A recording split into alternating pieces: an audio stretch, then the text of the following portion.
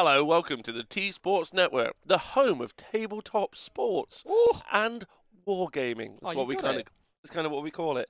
Yeah. Tabletop wargaming. We're here live in the TSN arena. There we go, and it's me, Adam Mumford, as you can see by my nameplate, which is in the wrong place, and I'm joined by my co-host Rob. Hello. The Honest Wargamer. I am a menace to society. Okay, hello everyone. Welcome back. Tabletop War Sports. We are live in the TSN Arena, and we've got 4 exciting games of Age of Sigmar for you to peruse. 4 big games. Exciting? Pretty exciting. Okay. Yeah, I think so.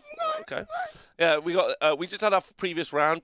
So far front runner for the event, Matt G.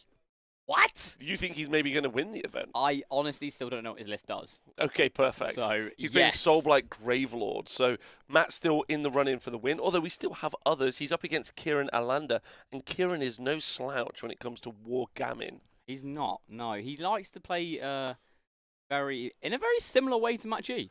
So I doubt their game will ever finish. I agree with that, absolutely. I agree with that. So that's Matt G.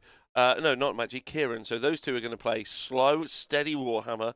It's going to be exciting. New Beast of Chaos, S-tier book, versus Soulblight Gravelords, a book that begins with S. So we'll see how that goes. Honestly, is there an S++? No, it's not an S++. Because, my God. It's sticker shock. This is your first time experience, and you're like... I'm in. I'm going to be on Facebook later. There's Facebook groups been living about this list. But we've also got Josh Jenkins on a rampage after his shocking performance at Blood Tithe.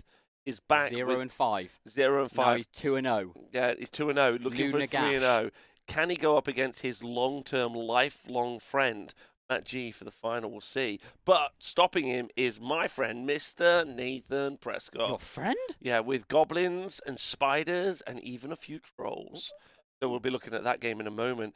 On table 3, we've got Rob Morris with Slaanesh up against your good old pal, Derek Erickson.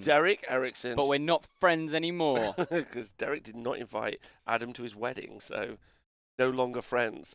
But Derek is playing his Tzeentch up against Rob Slaanesh. So a bit of chaos off, which is quite fun. Yeah. On the final table, we've got 2 friends who travelled up from London, former 40k players who both played in the LVO this year for Age of Sigmar. Wow. Yeah, pretty fun. They travelled up to sunny Nottingham now, and they are playing Stormcast Eternals versus Cities of Sigmar. So looking forward to that. You guys watch Cities? Yeah. I know what Cities do. You know what Stormcast do as well. Let's go. We can start there if you want. I don't know how they're deploying. Okay, so we're playing the battle plan that you can see here, which is not this one. Not this one. I was doing so professionally. The Presence of Idols. Oh, in the Presence of Idols. There we go. That one. Nice. We're playing this. So there are 3 objectives on the board, as you can see, going from top left to bottom right. You choose in your list 3 idols. So at the start of the game, you're like, I've got 3 idols. Yep. Your opponent chooses 3 idols. If your idols kill their idols, 1 bonus victory point. Oh. Okay. So we're going to be looking. We're going to be looking out for some fancy idols here. You choose your big hammer units to be the idols, and they choose your big hammer units. So that's effectively how it works. I'm honestly really excited about it. I love this mission because it creates some really cool plays where you're like, right, I want to use this unit to kill that unit, but then if you use that unit to kill that unit, you don't kill that unit, then that unit kills you back. Ugh. Yeah. Oh, thank you to Elric Deutsch, who has saved up over 30 minutes worth of channel points to cheer Nathan on. Let's go. Nathan Prescott's in the chat. Yes. Okay, yeah, let's go. Right, Stormcast Eternals. That's what we're seeing play here. So that's Matthew with his Tempest Eye at the top right-hand side of the board. He's got. Oh, let's just go look at the list so everyone can see. You can see here, he's got Bastion, Carthlos, a Lord Imperator, Lord Veritant, some Libs. Oh no, this is. Oh no, sorry. This is the Stormcast Eternals list. Yeah, Stormcast Eternals list. Bottom left-hand corner. Bastion, Lord Imperator, Lord Veritant, Libs, Annihilators, and then 3 units of 3 Vanguard Raptors with long strike crossbows. Is this 2019? Oh my God! It might be. It might be Annihilators and Raptors, and those Raptors. I feel like Rob, who's playing this, hammers a Sigmar. I don't know if any of Rob's friends are listening, but I got to meet Rob and Matthew just today. Absolute treasures. They look like people I'd hang out with in a coffee shop drinking oat milk lattes. Yeah, and that's not a criticism, that's a compliment. Okay. I reckon they have very well-produced vinyl record collections. Ooh. Yeah, very excellent. Like, they know stuff. They do know Yeah. They know some stuff that we don't know. Yeah, they know things about whiskey I've never heard. Honestly, I don't know anything about whiskey. Exactly. So, like... Right. So, yeah, they're fantastic humans. So they're friends. They've travelled up together. And Rob, as we've said, 1 unit of Annihilators, 3 units of 3 Vanguard Raptors. But they... are in the Sharpshooter Battalion. Oh, okay. No one expected it. The anti-OJ. I almost feel like that's exactly what Games Workshop were like. I want someone to actually run Sharpshooters, and then Rob was the only person in the world who was like, yeah, I'm going to do this. I'm going to actually do Sharpshooters. I did a Sharpshooters. Oh, did you? Yeah, with Ungor Raiders. Slightly different, I think. Why is that? Because they're not really sharpshooters, they're more muck chuckers. But it worked. So yeah, it did work, yeah. Where did you get this terrain bases? At the shit terrain base store? Perfect. Thank you very much, chat. Right. Anyway, so we've got them, and they're deploying in the bottom left-hand corner, so you can see them here. We're seeing our Liberators going down. I think we might start to see Bastion going down in a minute. But it's okay, because I know this. You know what Bastion does? Tell me. Gives you a redeploy. He does give you a redeploy. Bit of a theme this weekend, Honestly, actually. I'm really excited that I knew that. All right, perfect. Okay, so Matt, you're going to be really happy about this because it's even more up your... His list is called Gotrek and Friends. Okay.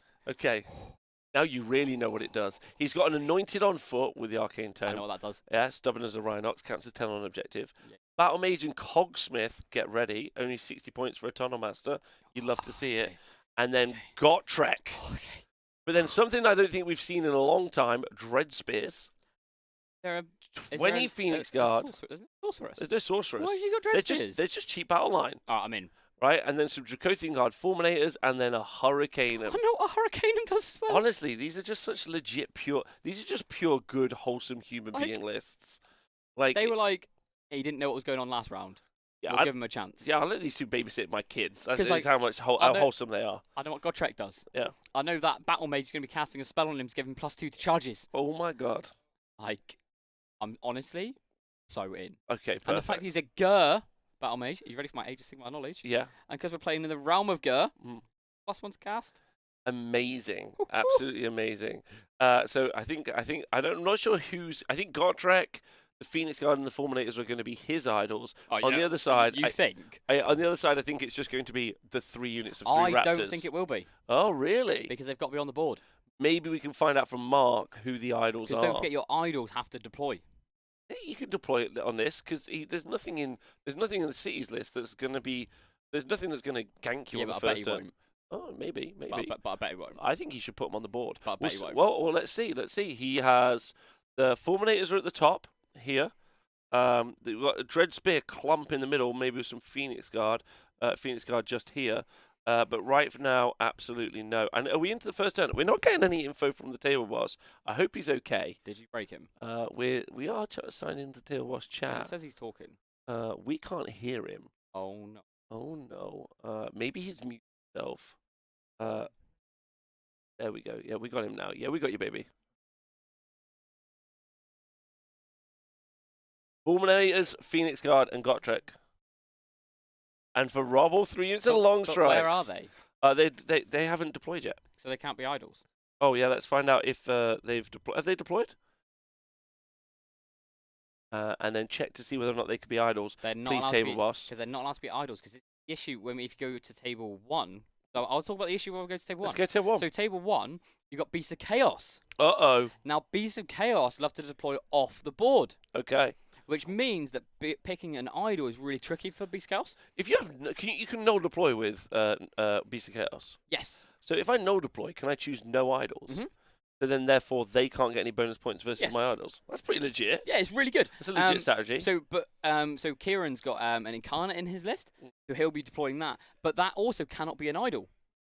Oh, why can't it be an idol? Because they FAQ'd it so that Croak and the Incarnate can't be an idol. Because technically you don't kill them, they just die. Oh, amazing. Oh, I know things. Amazing, well done. Um, Oh, we got a handshake on table 1. Okay. Okay, so they've amended their game on table 1. Thank you, Adam, for the adroit knowledge. Oh, sorry, on table 4. That's very useful. There we go. Look at it. That's why he's here. That's why he's here. Right, just being a genius. Right, okay, so table 1. This is kind of like, this is in it for the win in many ways. You can see a backboarded, much more defensive Legion of Blood list. Let's talk about those lists because it's quite important. We saw them play already last turn, so here you go for everyone at home. You've got Soulblight Gravelords, Legion of Blood, Neferata, Vampire Lord and Zombie Dragon, Ukavai, the Crypt Ghoul Gas Courtier. The Death Rock Skeletons are apparently very difficult to get rid of. 10 Blood Knights, Corpse Cart, all in the list.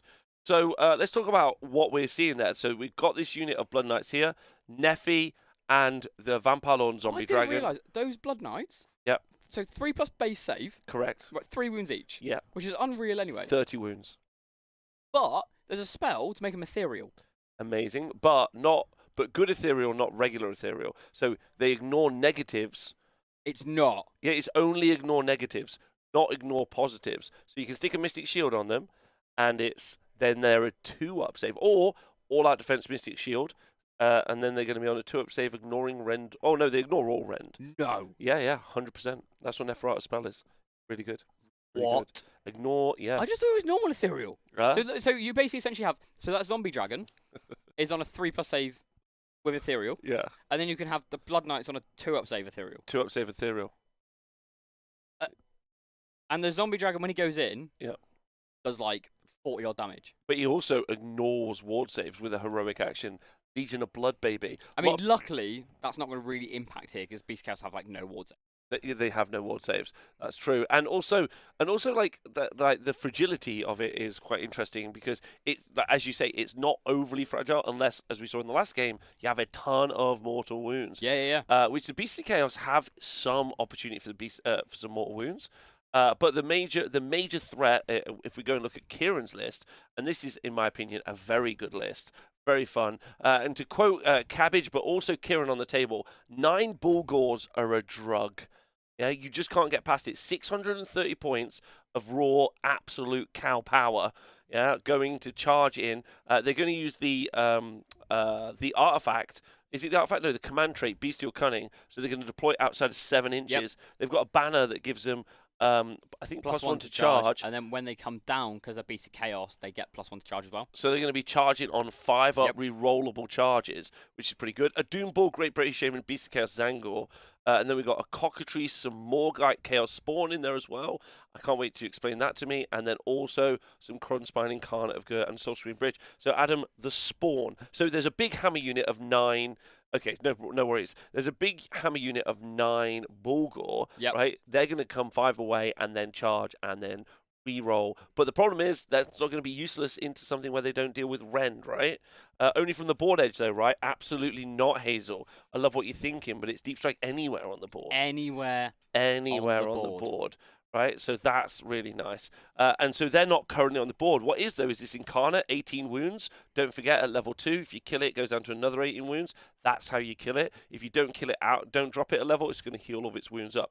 The Chaos Spawn, Morgite Chaos Spawn, you buy them as a unit 3. As soon as you put them on the board, they become individual 1 units. Do they? What's the problem with these guys? They have an aura around them that make it so that you're -1 your attack profile, and then they stack. So if you have 3 spawn in front of those Blood Knights, they're going to be -3 to their attacks. Now they always get to make 1 attack, but that Vampire Lord Zombie Dragon can go from having a ton of attacks to almost none. That's not where we finished, though, because then we've got a bit of a flip reverse.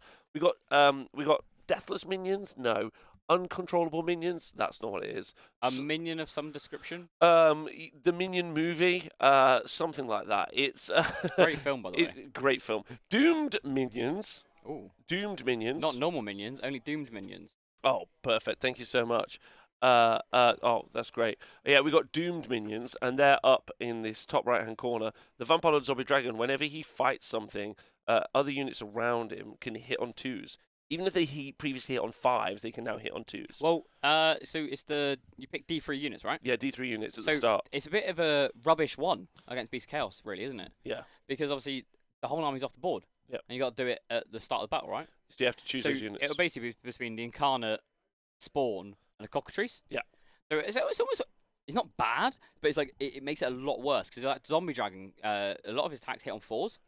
So when those Doom Balls come down, not going to be able to clear them as quickly as you saw him clear the Pink Horrors in that last game. Exactly. So it's a really interesting match because what you've got is you've got 9 Bulgor who are about to come in, and their Rend will be useless, and then they'll do almost damage. But then you have all of the advantages that the Soulblight Gravelords list has got are neutered by what the Beast of Chaos are able to bring. So just a very interesting match. Yeah. It'd be really fun. We're recording this game in full, so it'd be really fun to kind of break this game down after, my personal opinion. Yeah. This might be a tabletop in 10, to be honest. Well, it depends how the match plays out, but could be spicy. Very good. All right, so let's jump to table 2. Nathan Prescott. Yeah, Prescott. Deployed? He's deployed. He's got 15 Spider Riders, you can see here, and a Ragnarok Web Spinner Shaman. He's then got 20 shooters. He's got himself a unit of 3 Rock Guts and a unit of 3 Fellwater Trolls. Little unit of 5 in there as well. He's got 5 Spider Riders. He's got 5 Boingrot Bounders, Scragrot the Loon King, and a pocket full of squigs. A pocket full of squigs. A pocket full of squigs. Nathan currently on the 2-0, but he's up against Josh Jenkins. And hopefully maybe Josh and or Nathan can get the dice tray replaced. That would be great. Without looking, I want you to predict Josh's idols. I think it might be Nagash. Okay. His 20 Blade Geist Revenants and 10 Blade Geist Revenants. You're correct. Yes, well done. Okay, Nathan's. Oh, Nathan's. This is a good quiz because we've all got it written down. Because honestly, who knows? Who knows? 15 Spider Riders. Okay. Is that correct? I'm not going to say. Okay. The Web Spinner Ragnarok. Okay. And I'm going to go for the Rock Guts. Got one correct. No way. Oh my god.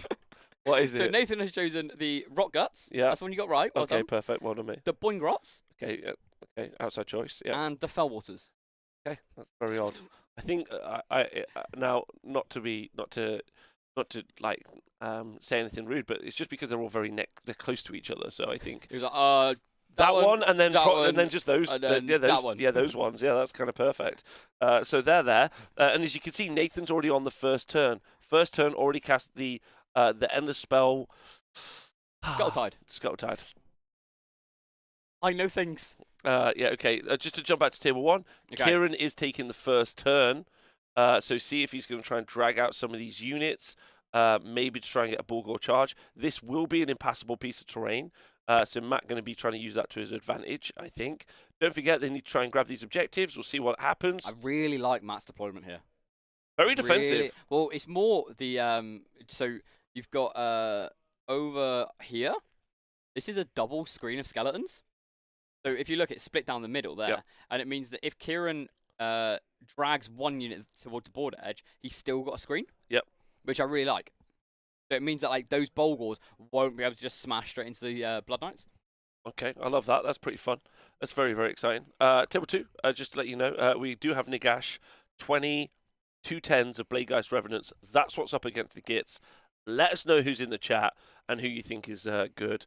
Did Neff do the redeployment thing yet? No, that has not happened.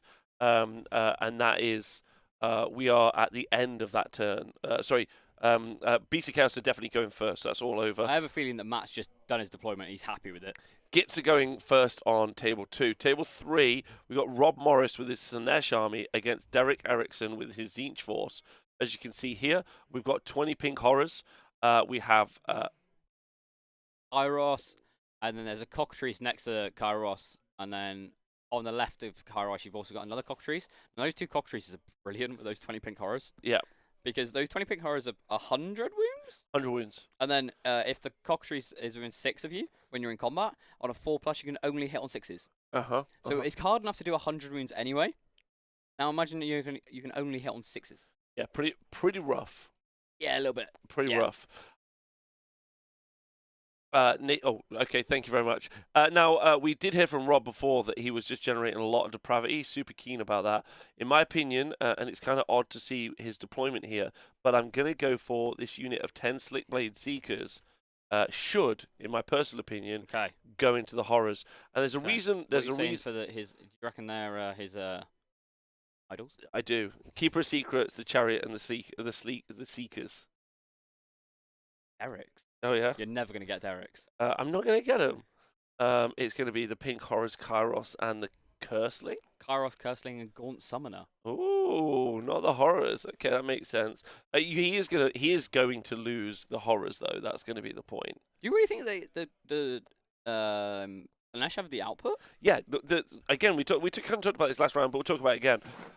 The bit that's really important here, or especially what Rob wants, is he wants these Seekers to go into the horrors. And the reason he wants that is because he wants to use Euphoric Killers, which is the ability to make them, every damage they do is to depravity point, and then he wants a Keeper of Secrets to make them fight twice. Okay. Because he's going to lose none of them in the slapback, so he's going to be safe, and he is just going to do an outrageous amount of damage. He's not going to do like 100, but he doesn't care. He's looking for 36. The reason he's looking for 36 is that's what you get with your little Slaanesh chart. You top up your little Slaanesh chart. Here's my little thing. Just fill it up, fill this up, and then here you get like some ability. But this is -1 to hit, and this is a 5-up ward. You just want to fill it up as fast as possible, and then after that, you don't care about anything. You're just having the very best time. That's amazing. That's amazing. Like the 5-up ward. Yeah, it's quite interesting, the 5-up ward, but I'm excited to see if he does go in. It's a shame if some armies could turn it off. Yes, that would be true. Nice one to hit is the first one. Thank you, Pershaw. I can't remember what the second one is ever. There's 3 abilities that you get, but probably like +1 to charge or something. I think it's like +1 to hit, but I don't remember. I thought the depravity, and that's how you beat Slaanesh. That's correct, but it's very, very tough. Middle one is deal 6. Oh, that's it. Yeah, the middle one is you deal mortals on 6s to wound, I think. Okay. Or it might be 6s to hit. But like, yeah, very, very good. So he's going to be looking to generate as many depravity points as possible. Derek's going to be looking to just blammo stuff off the board. Yeah, so we'll see. Yeah, thank you very much. So that's good. And then finally, table 4. Yeah, on our multicolored crazy board, we got Matthew with his Tempestite. We kind of started here with his Tempestite against Rob's Hammers of Sigmar Force, and they have all deployed now. It looks like we've dropped some of our Liberators down here, some Liberators. We do have a unit of Long Strikes, another unit of Long Strikes, a unit of Long Strikes. Oh, he's gone all in. Don't forget that they're sharpshooters, so I imagine, Oh, okay, so Rob's taking the first turn. He's gone for Cunning Maneuver. I assume, I don't see a Luminarch on the board. I imagine the Luminarch has been shot off in the first turn. It was previously in the middle. Oh, no. Turn 1, shot off the board. Luminarch all over. So the next one has got to be... Then he's just going to kill these Fulminators and RIP. Those Fulminators are hard to kill, though, right? Not with Long Strikes, though. No? Red and 2, but they do... So Long Strikes are 2 shots apiece. Any 6s to hit do 2 mortal wounds. Okay. So that's 6 shots. Oh, and he's got 9 on the board, so he's got 18. No. I've just seen 2 get lifted. Oh. That's pretty. Oh, that's no. pretty good. Maybe this is a flaw in my design. Maybe I should have made those centerpieces both impassable. Oh, sorry, cover and also block line of sight. So then it would have had. You can't predict someone bringing 9 Long Strikes. No, but I feel like whenever I create a board, effectively, if this is the deployment and they're in the middle, I like to make it so you can have something to hide behind for both players. Yeah. And I don't necessarily think I've done that on this setup, so that's some good feedback for myself. Okay. Because while this is super okay, there's nothing in the rules that says that I ever have to do that. I want to produce good game experiences, and I think I may have let myself down there. If it makes you feel better. Stormcast can just drop out in the line of sight anyway. Yes, I know. So, you know. I know, but I feel I could have done better. But if it makes you feel better. It does. You know? It does. And also, don't forget that Matthew does still have Gotrek. He does still have Gotrek, although he has just lost about 500 points. Honestly, and stuff. Doesn't matter. It's true. Because do you know what Gotrek's going to do? Shoot everything. He's going to start here, and go here, and then win. Win the game. Win the game. Just murder everything that he sees, which is going to be quite fun. Honestly, I'm so excited. Yeah, for Gotrek. I'm so excited. Yeah, Gotrek. Let's, we can tune into the table audio now for the boys yes, please. and see how this sounds. Just give us a minute, and here we go. Sorry, I would have if I'd realised when you were picking it. Let me just double check, but I am almost definitely, yeah. Okay, my turn.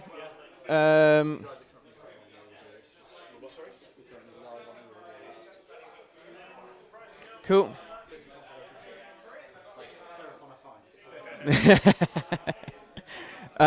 Okay, cool. So, battle tactics.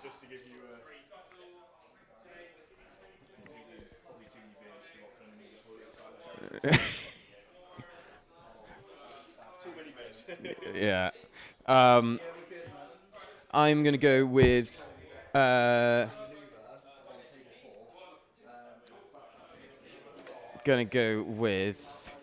cunning maneuver. This one's definitely outside of my territory. Okay, cool. So let's go with that. 1 CP back at the beginning of the turn, and then I will try for a CP on. Yeah, I'm on 1 now, so we'll try for a CP on Gotrek. 3, so no. Okay, so those guys are having a good time.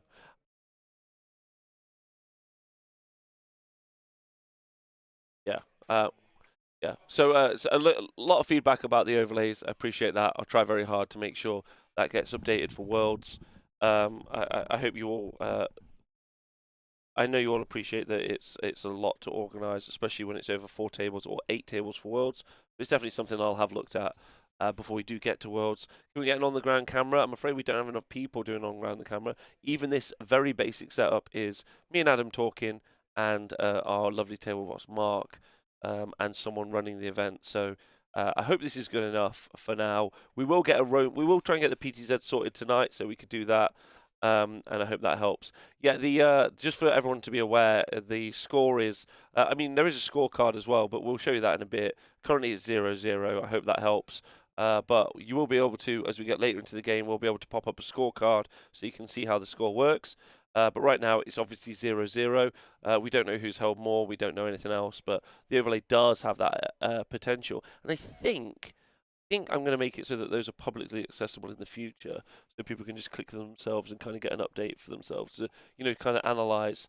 But that's just going to require me doing some bits. But like Worlds, yeah, it's going to be awful. Worlds is going to be a lot of work. Last year we smashed it. Let's be honest here. Yeah, we did smash it. Yeah, like I'm looking forward to Worlds. Like, there's a lot of really fun stuff. And if you do have any ideas about what you'd like to see as coverage from Worlds, I'd like to see myself there. So sad. Like, I'd like to see it.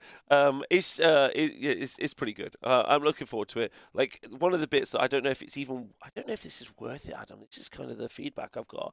But like, is it worth doing things like the cards to show people? Like, I feel like it's valuable. I don't know what it adds. Yes. You think it adds something? Yes. Okay. Unfortunately for you. Unfortunately for Rob. Okay. Anyway, right, back to table 1. Hello, everyone in the chat. Thanks for joining us. This is if you have joined us for today, this is round 3 of the Rum and Rumble, which is our event here at the TSN Arena in Nottingham. There are 2 more rounds tomorrow, so do tune in for those as well. Hope you're having a nice day. Lovely Saturday. And yeah, this is round 3. Everyone who's on stream.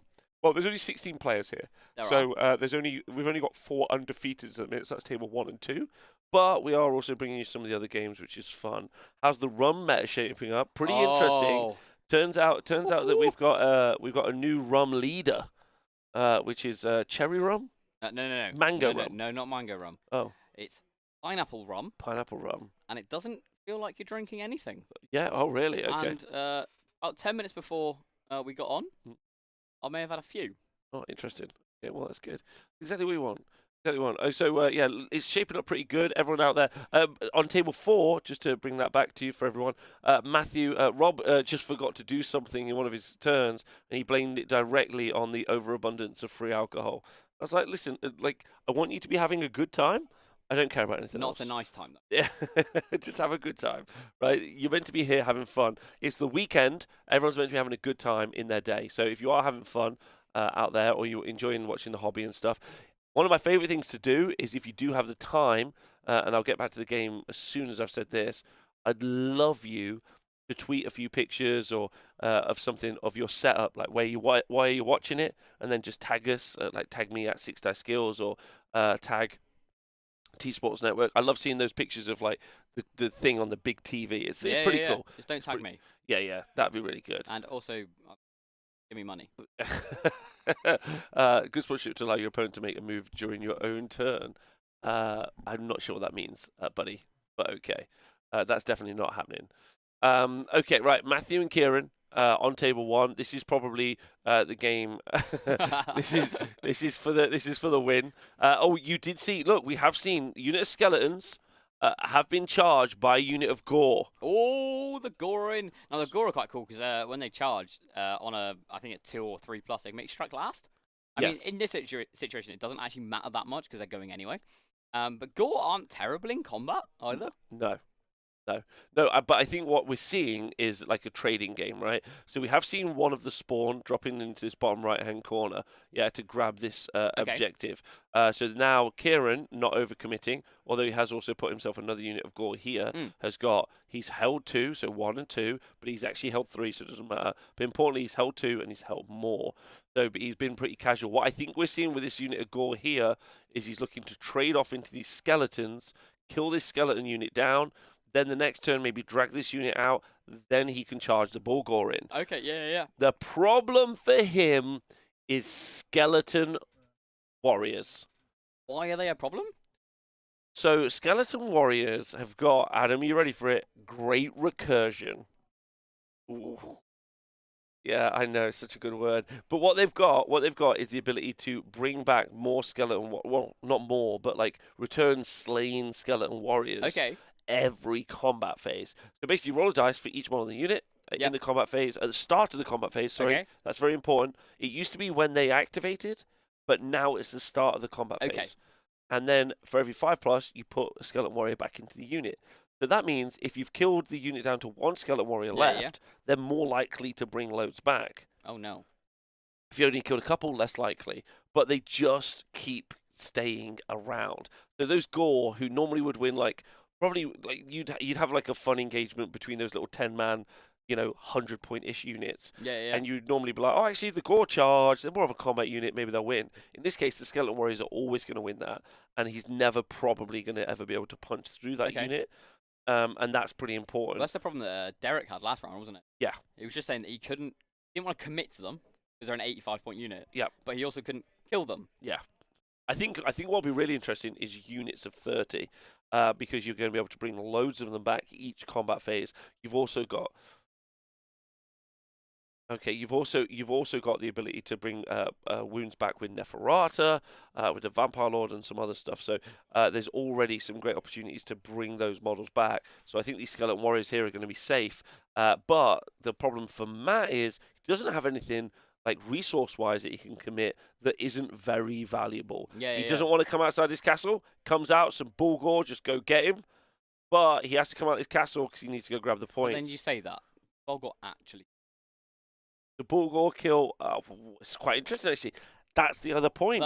That's a really good point.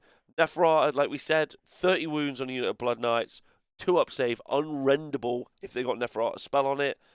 Probably no. The issue, like Bulgor rely on that rend. I know they do a couple of mortals on the charge, but when they got their turn 2 and they got rend 2 or 3, that's what they're relying on. If you're on a 2-up unrendable, do they actually do anything? Yeah, it's a really good point. Really good point. So yeah, very interesting match. There's going to be a lot of like questions asked between both players on the right setup. This is already one of those matches where I want a post-game analysis interview. Yeah. Like where I know that there's a lot of thoughts going into each one of the games. They've already been thinking it through. So I think that's really interesting. So a very fun game on table 2. We're into Matt's first turn. Beasts of Chaos are over. Beasts of Chaos we should have the scorecard updated soon. Beasts of Chaos will have got 5 points on the board. Battle tactic completed. 3 objectives held, so maximum 3 points you can get, and that's 5 points. So it's a good way to start. And if I was Kieran, I'd be feeling comfortable because I feel Matt has deployed too nervously. This is a classic Matt deployment right in the corner. It makes me feel better, Toriel. Yeah, but that last deployment, I was like, oh no, that's very aggressive. What is going on? Yeah. Now this, I'm like, this is more matchy. Yeah. But go back, like we honestly, the last game, I was so confused. I didn't know any of the armies.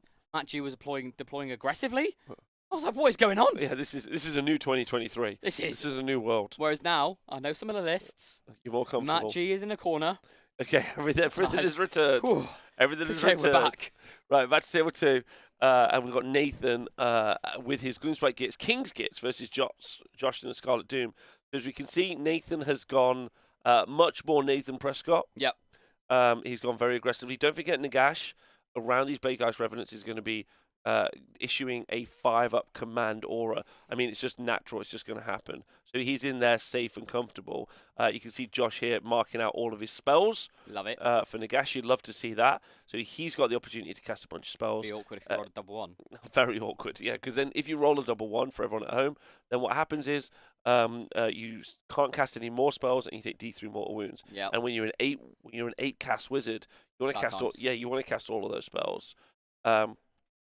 Exactly. So Nathan's obviously King Gitz. What does that mean? Pardon me? King Gitz. What is that? No? Because like obviously I assume it's like some kind of sub faction for them. Yes. Because you've got obviously what are they? You have Jaws of Mork. Yeah. You have Grim Skull, and then the troll one is called Molog's Megamob. It might be Molog's Megalob, actually. But the King's Gitz is you can reroll the dice roll when using the Bad Moon Loon Shrine's Moon Clan Lairs. What it is. Okay. Yeah. And so this here, as you can see, thank you to Emil in the chat. This is indeed the Loon King, Nathan Prescott playing. So what happens is when a unit's slain, at the end of your turn, on a 4-up, you can bring back a slain model at slain unit at half strength. Okay. Rounding up. But King's Gitz get to re-roll it. So if these 15 Spider Riders die at the end of Nathan's turn, he can roll a dice to return 8 of them. And because he's King Gitz, he's going to get to re-roll it, which is pretty nice. That's it, like, really likely to come back then. Yeah, very likely to come back. And again, we're seeing a lot of this. It's kind of interesting. You've got like 2 layers of game state at the moment in Age of Sigmar. You've got recursion and you've got wards. And sometimes, and some armies have got both. Yeah. Which is crazy, which is exactly what Josh has been given. New Nagash War Scroll has been given this 5-up ward save aura, but also, if one of these units of Blade Geist is killed, he's going to get to return half of that model, half of that unit, up to, right within range. Yeah, we saw that in the last game, didn't we?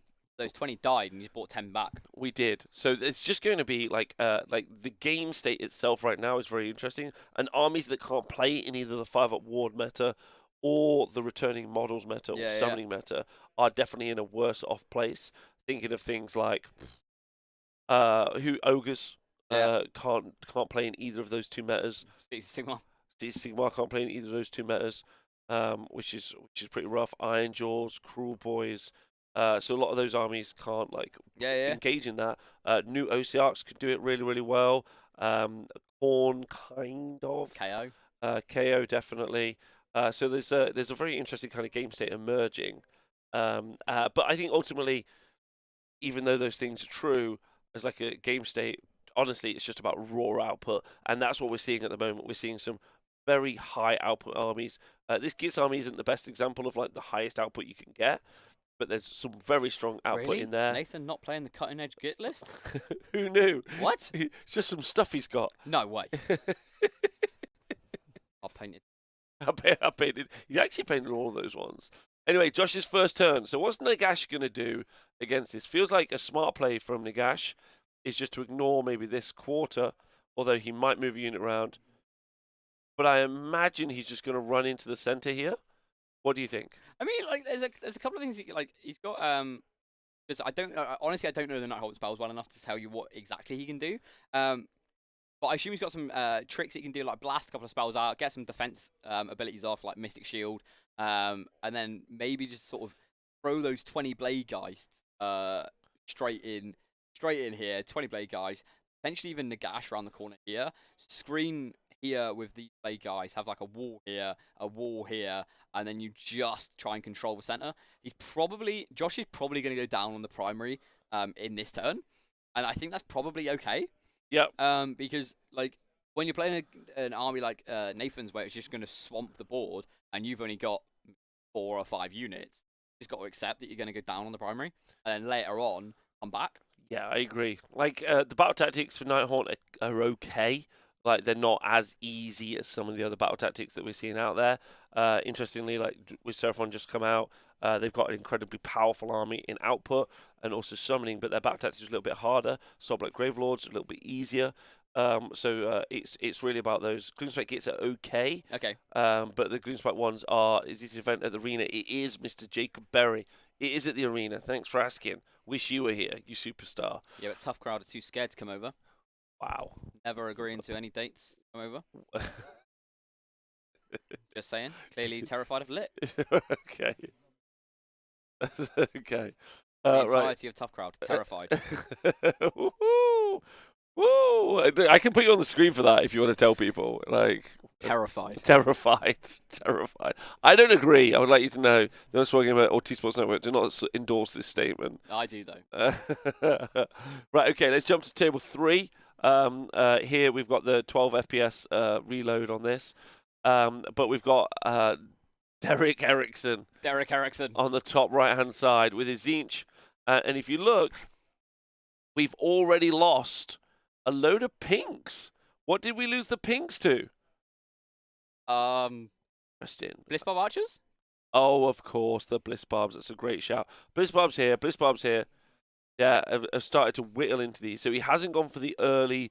He hasn't gone for the early the early depravity. Yeah. Which is kind of interesting. It makes sense if he was to yeet one of these units of Bliss Barb Seekers in here, they would just get Kairos off.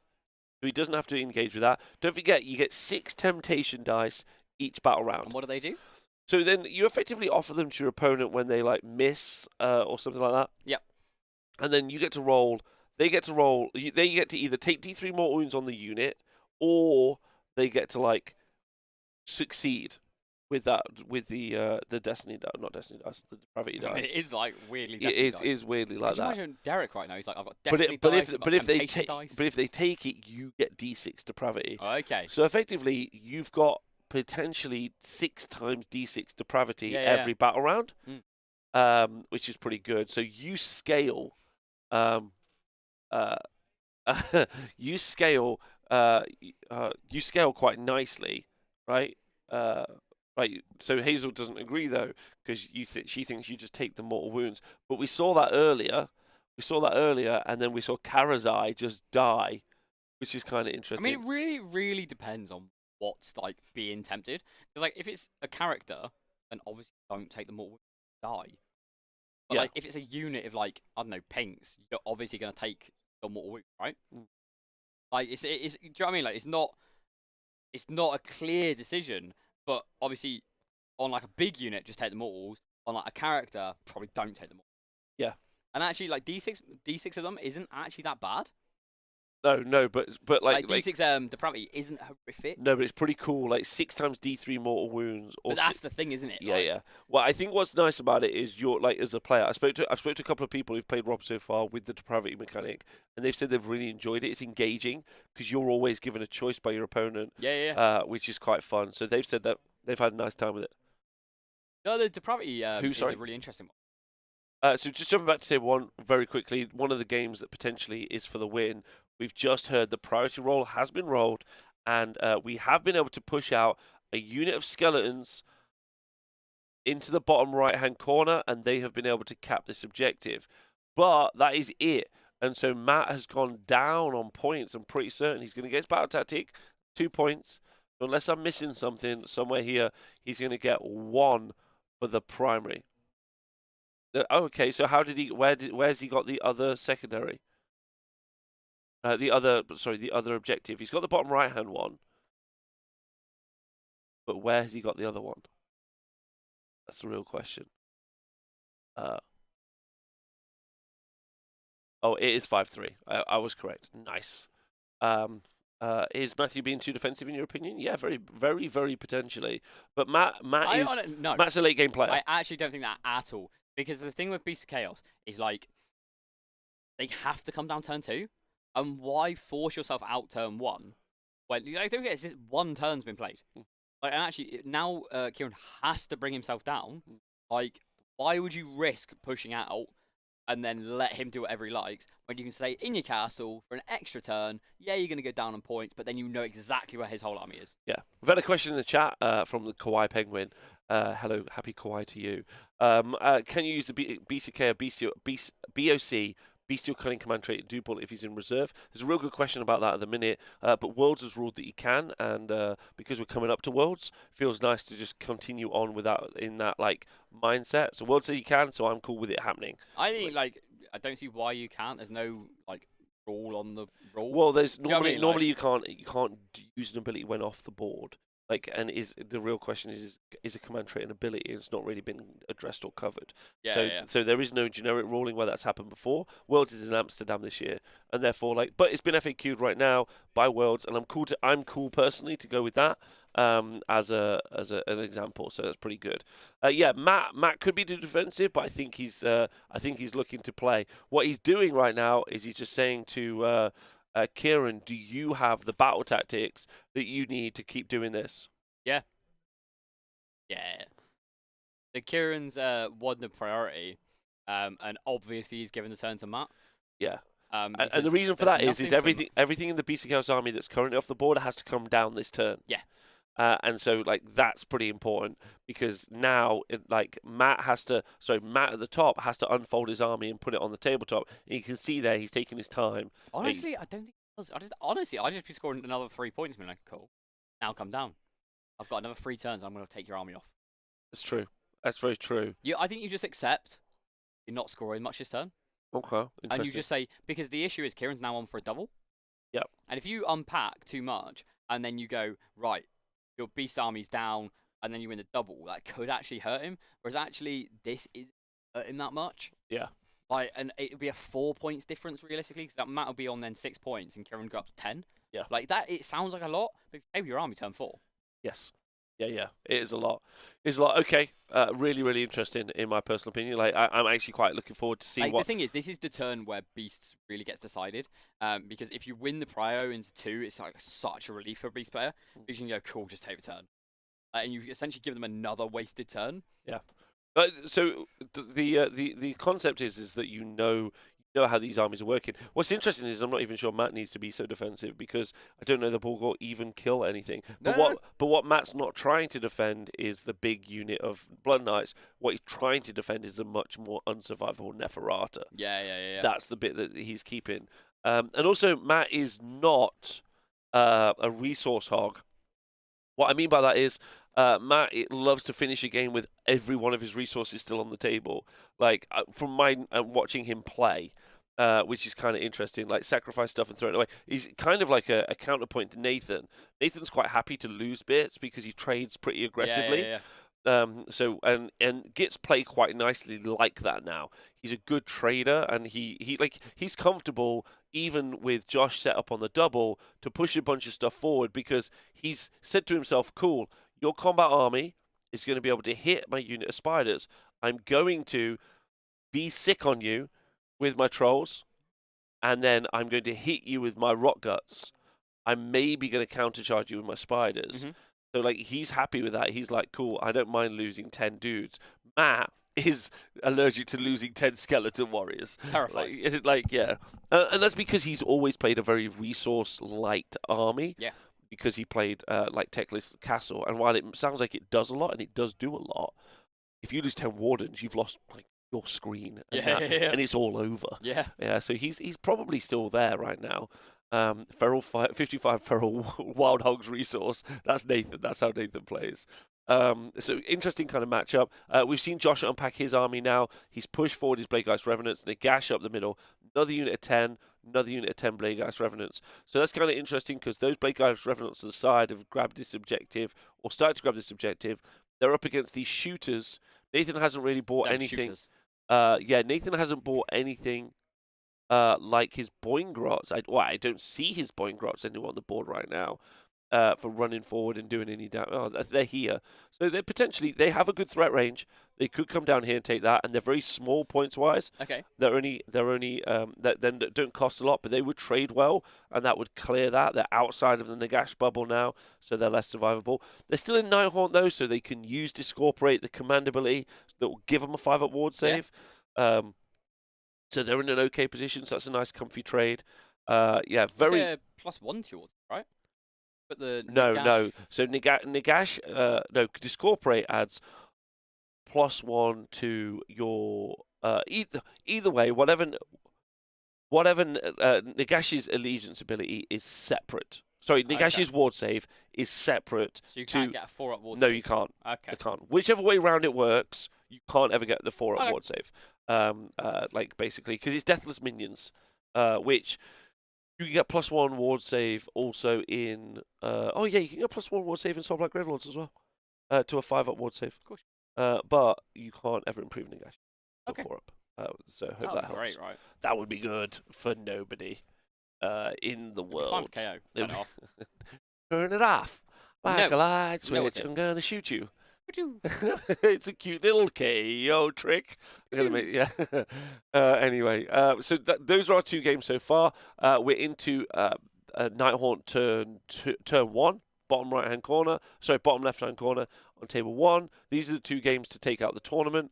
We have an Incarnate in the middle, surrounded by some spawn, Morgurite spawn specifically, and also a Cockatrice. And then we have just had this priority roll rolled for turn 2.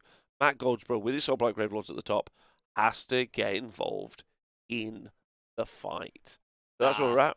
For fun games, though, just jump into table 3. I'm not sure I call this a fun game when there's 20 pink horrors on the board. It is a 5-game event, but what I mean by playing for the win is playing to continue getting a win streak. Yeah. I apologize. These are going into one of the table 1 and table 2. They'll be playing for the win probably tomorrow morning. Mm-hmm. So round 4, and then round 5 is just a doozy mess up, which is fun. But when we're at 24 players, boy, oh baby, the math still's terrible. It's 24. No, you still have to have a 5. You have to have a 5-round event for it. 24 is 12 into 2, 6 into 3, 3. Yes. Yeah, but someone drops. Yeah, you're right. The video paused. The video has paused, yeah. For some reason, all of these games are being recorded and will be uploaded on our Patreon this week. But for some reason, this one isn't just sending us the video feed. Although it's working. No, thank you. It's working on its own computer. Oh, nice. So I'm not sure what that is. Anyway, we've got Slaanesh versus Tzeentch. Tzeentch, top right-hand corner, load of pink horrors, and also, ladies and gentlemen, Kairos Fate Weaver. Some Karak Acolytes, and Matt is looking to battle it out against this Slaanesh army. These Bliss Barb Seekers are starting to take a bunch of damage. Specifically, Bliss Barb Archers. We've got the Ravanax Gnashing Jaws has been cast. We've also had the Endless Spell, the Tzeentch Endless Spell, the Burning Sigil. Okay, and the Bliss Barb Archers in the middle are a gaining momentum target. Okay. So that's this unit in the center here. So it's pretty fun. This is still going to take a while to get back to, so we'll come back to table 4. And here you can see Matt and Rob Connor. So Matt, wow. Is that who I think it is in the center? It is Gotrek in the center. Yes. Wow, he is. So on the first turn, Rob. Wow, turn 2 priority on table 4. Well, let's have a listen. Can we listen in?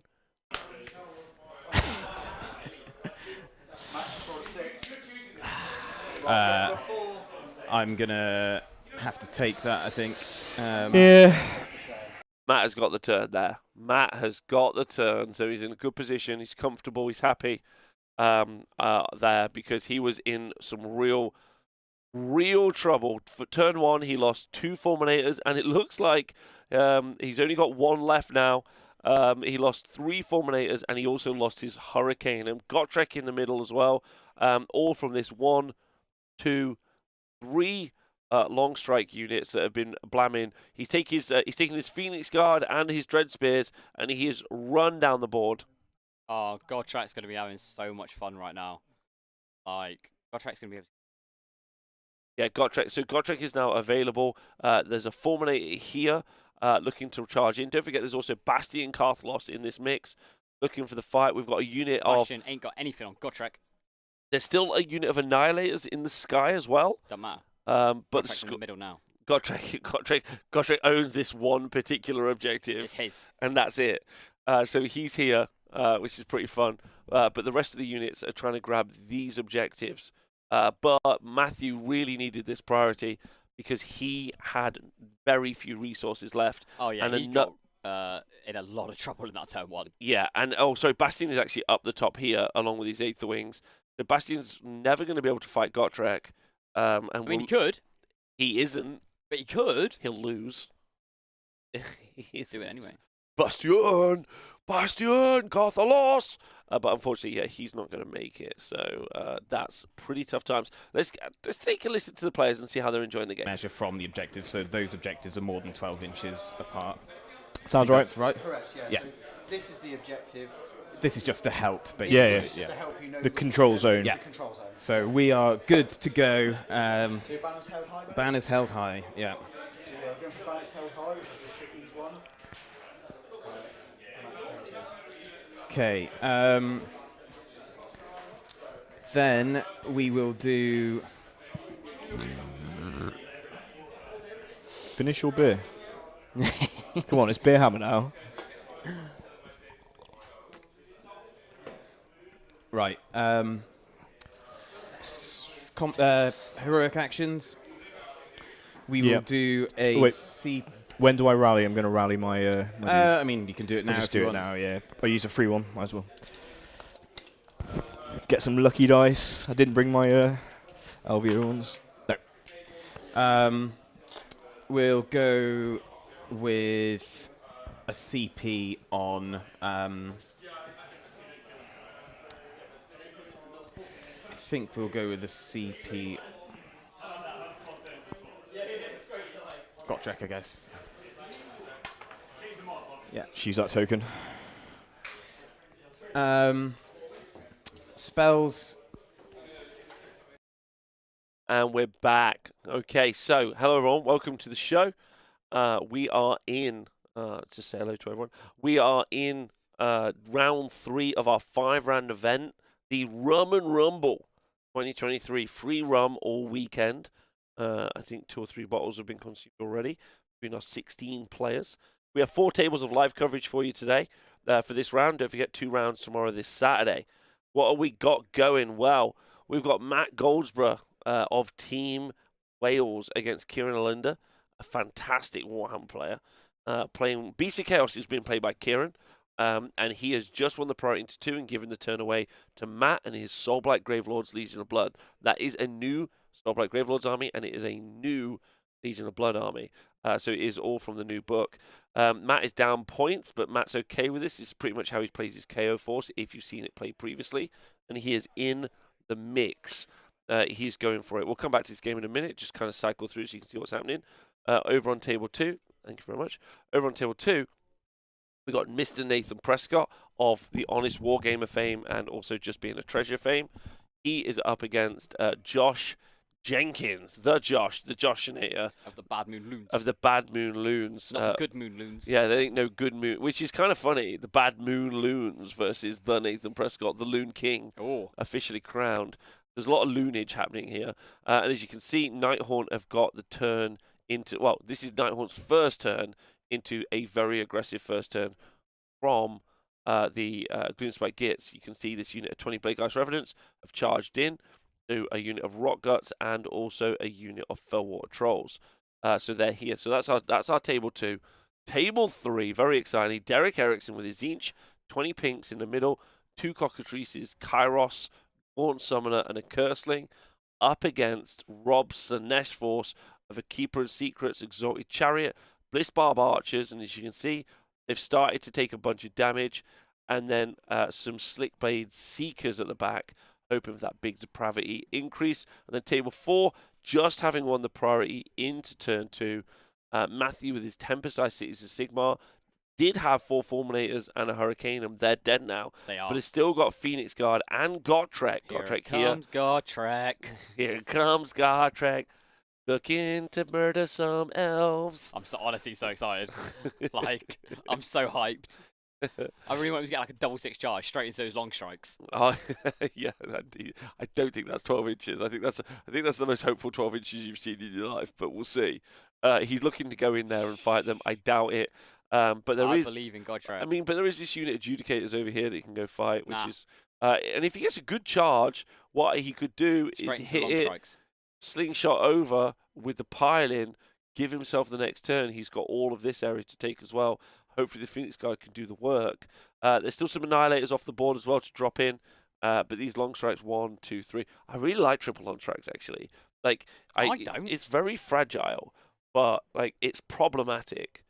And Stormcast still have got Stormcast have still just got like an absolutely fantastic, you just deploy off the board. We're seeing how good the Beast of Chaos like null deploy. And I know Stormcast can't null deploy, but Stormcast can put off the valuable parts. Yeah. Which is important. And they can come down turn 3, not turn 2. They can, yeah. Can't stop if let's get Gorilla. Elric Deutsch, we could try, but I'm afraid Shadow Stream. we can't shadow stream from we're not shadow streaming from Warhammer Fest. There's some very specific rules. Shadow stream. Do 60 to hit wound save from depravity trigger abilities that say unmodified 60 hit wound save, or do they count as modified? 60 to hit wound save. Oh, Jake, I want you to see me how difficult this one is. 60 to hit wound and save from depravity trigger abilities that say unmodified 6s. Ah, bro. Yeah, why not? Yeah, let's just go for yeah. Yeah, sure. Let's just go for yeah. Why not? It's a 6, isn't it? I'm sure it's in the world's FAQ. That's all I care about. I want to be in the world's FAQ. You could be in it. Like, what do you want to be in it for? Don't know. Okay, perfect. I just want to be in it. I want like a little like footnote at the end. Yeah, that's good. All right, so yeah, these long strikes you can see just over there. Oh wait, no. Yeah, those long strikes. Them ones. Oh no, this is like Dyson Ducks but worse. Those long strikes over there. Winner. Yeah, chicken dinner. I'd like there to be a Slaanesh FAQ. Me too, Jacob. Me too. Me too. Why would you want Slaanesh FAQ? Yeah, just do what the other players do. Just bully people telling you that you're right. That's the way That's it how works. I would coach you. That's a good one. Right, okay. Right, table 1. Table 1. Got the SBGL. What has happened?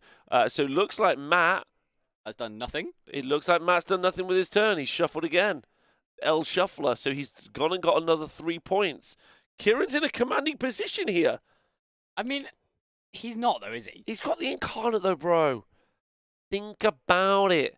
Okay, what are we talking about? Okay, so Kieran gave the turn away on turn 2. If we could just get that confirmed, that definitely happened, It definitely happened. and he didn't change his mind. So then Matt has sat back. Matt has just, again, so we'll get that updated. It's exactly what I would have done. Really? Yeah. Why push forward when you don't know where anything's coming down? Wow. Because it has to come down now. Okay, yeah, so all of it has to come down. All of the beef. There you go. All the bulgors just going at the back. There we go. How dare you call them bull gores? They're beef gores. Yeah. Yeah. Cow grenades. That's what they are. Bovine bullies. I'm not sure how I feel about any of this, to be honest. Me either. But there's going to be some steak slaughter, is what we're going to see.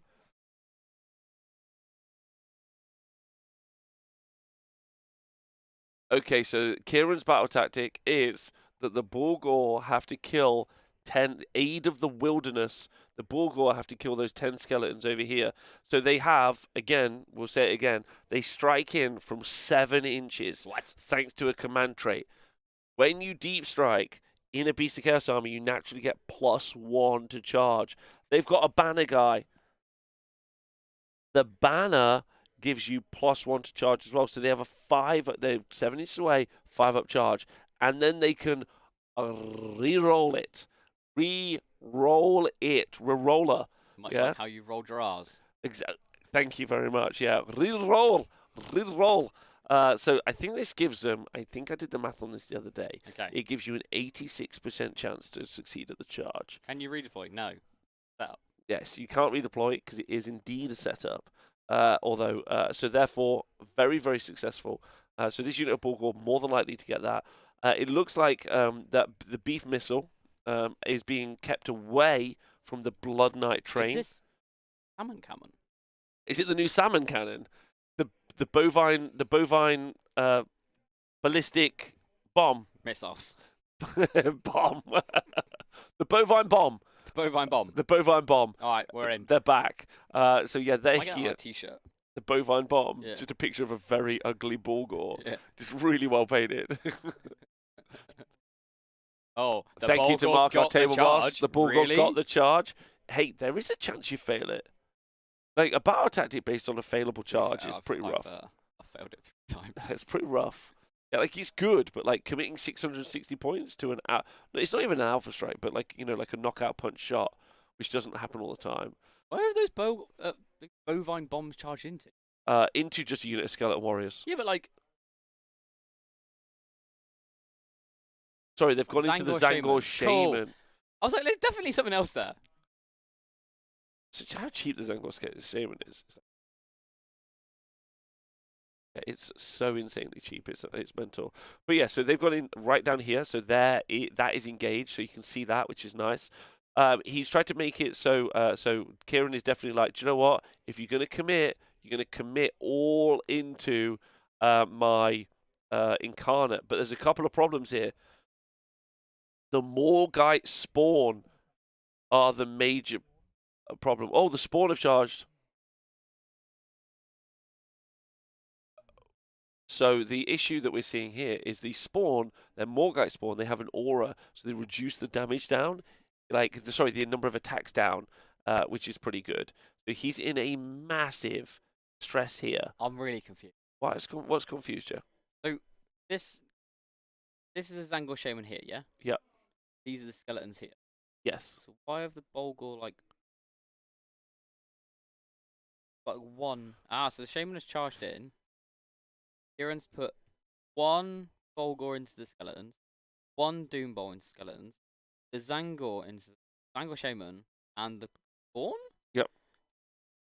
Bulgor in. Mainly because, like, so the don't forget the Morgite spawn have got an AoE aura, so it reduces the number of attacks coming in.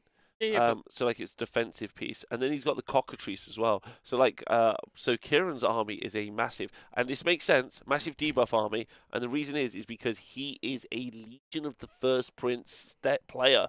Like he's always been about debuffing units, debuffing armies, making it so you can't do stuff. Matt, really happy to pick up these Skeleton Warriors in a minute. Oh, there's another spawn.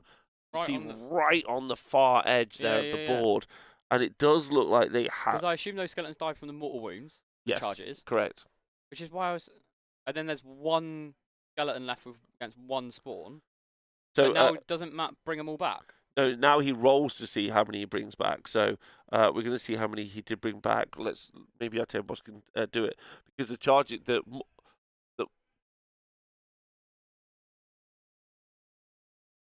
So the Zangor Shaman...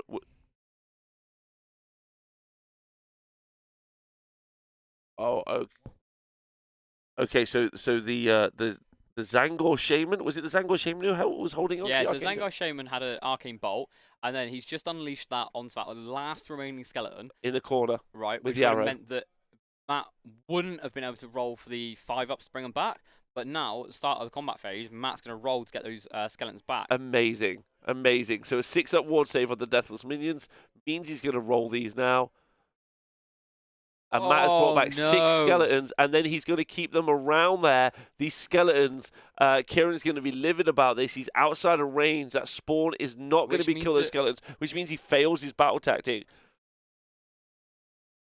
Why did he not just yeet those Bulgor in?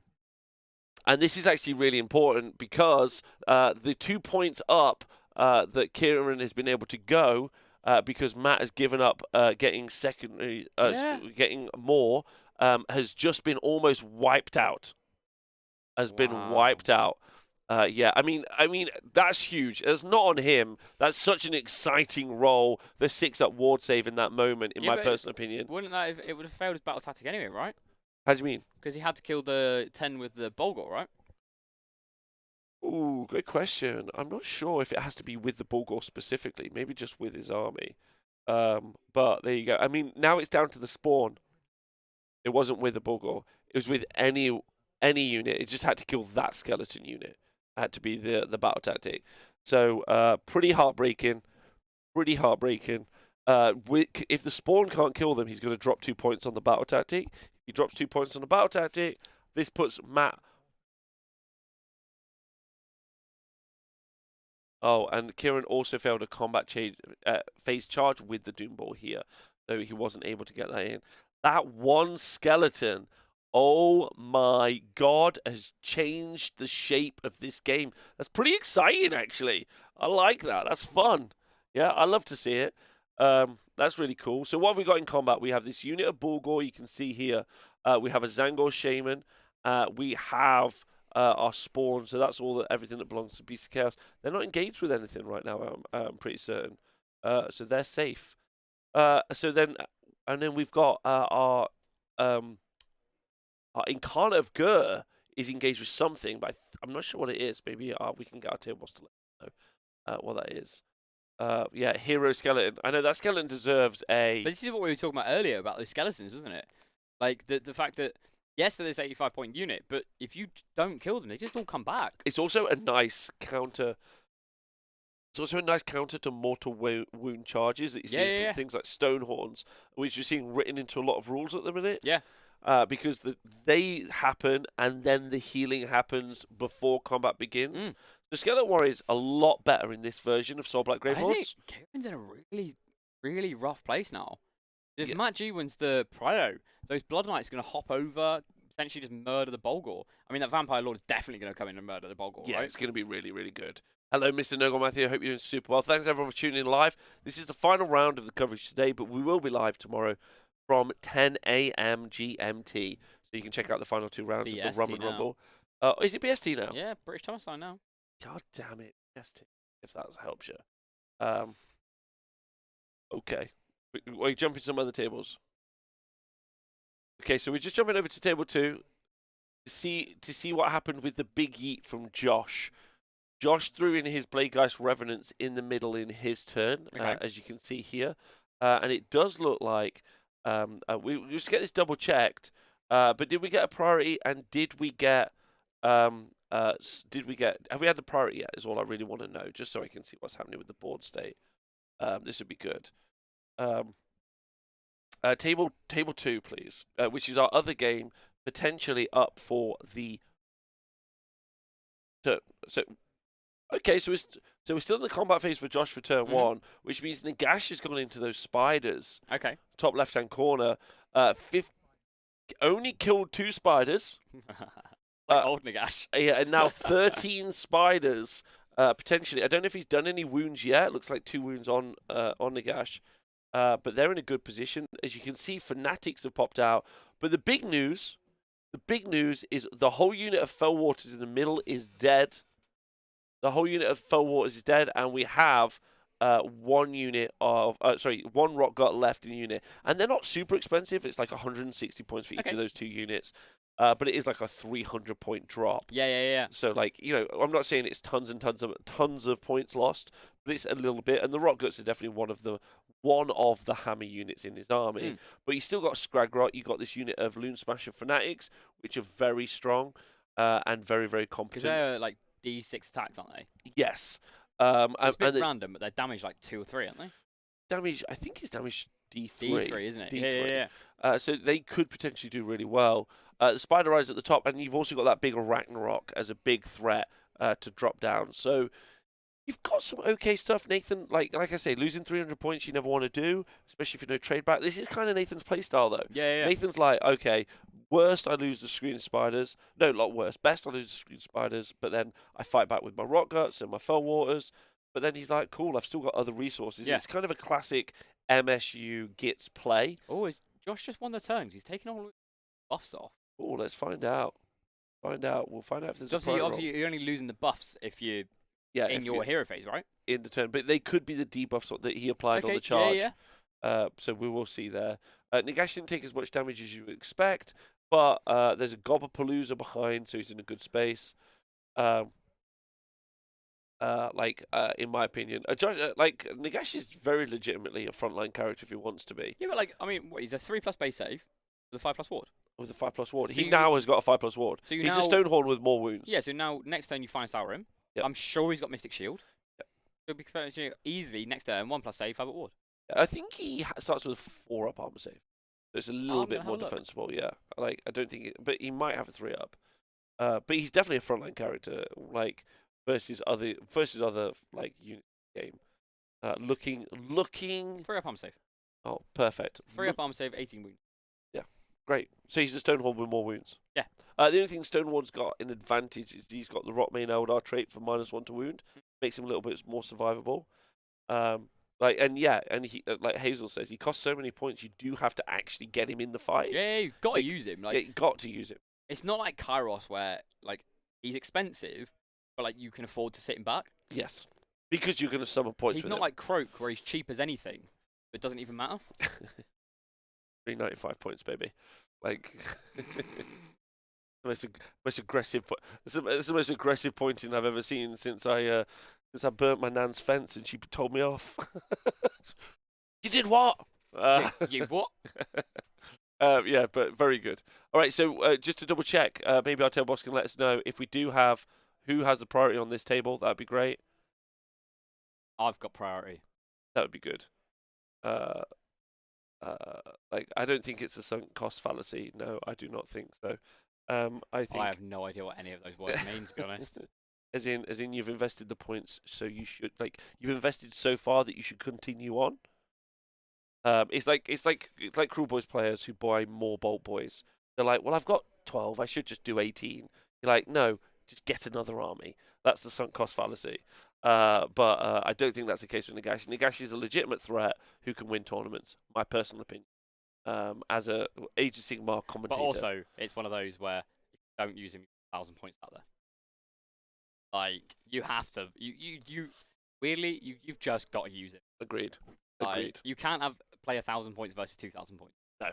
No, you cannot. Okay, all right. So let's just take back. Let's see what happened. Okay, perfect. There we go. Table 2. Josh has won prio, and it has taken the turn. So Nagash in combat with the Spider Riders at the top, left-hand corner. Then we've got a unit of Bladegeist Revenants in combat with one Rotgut. He's not long to live. Did the Blade Guys do the retreat and charge in this? Yes. Okay. But no, retreat and charge for Nighthaunt is just a faction. Is just a battle trait. Is it? Yeah, just a whole battle trait. They have retreat and charge as an army. Oh my. Yeah. Oh my. Oh damn. Oh damn. Okay, we go back to table 1. We're going to go back to table 1, and we. Thank you so much, Mark. We're going to go back to table 1, and we're going to see what is popping off, because this is the turn. We've been building up to this for a couple of terms now. This is a big deal. We've got lots cracking off. We've got Soulblight Gravelords about to absolutely go into it. Oh no. In my opinion. Oh no, sorry. We got the Prio. That's what we've got. Yeah, he had to drop all of his stuff. He gave the turn away into 2. Yeah. We have the priority, ladies and gentlemen, into turn 3. This is a big deal. Maybe Mark can get us an update. I really Find enjoy out how what's this just, happened. Yeah, the big deal is if you didn't join us for it, Skeleton Warrior block here got charged by some Bulgor. All of them died apart from one skeleton. Then the Zangor Shaman, who's holding an Arcane Bolt, let it go.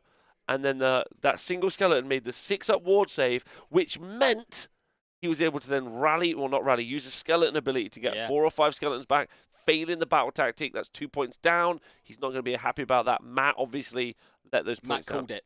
Yeah, Matt called it. That's why he was like, I'm going to stay back because I know you're going to fail your back tactic. Yeah, He was exactly. Like, I got this. Yeah. I think it's really awkward. Going into turn 3. Okay. Day 1.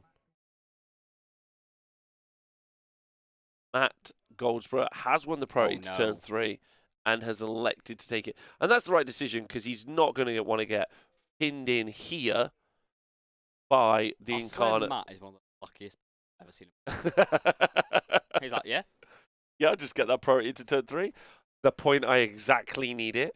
Because if it had been for Kieran, Kieran's going to get to push in this unit here, get to push in the Bulgor, and then just pin that unit in from not scoring any points.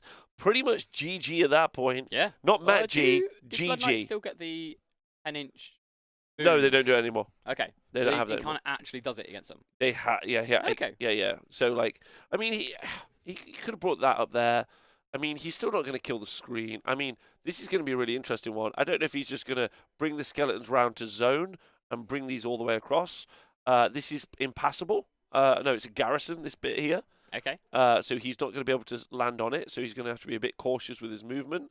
I'm not sure who the Incarnate is bonded to, but you might get a redeploy on that Incarnate, getting it even closer here, which is going to be a bit of an issue. The first thing I would maybe do, whatever I was trying to achieve, would be to...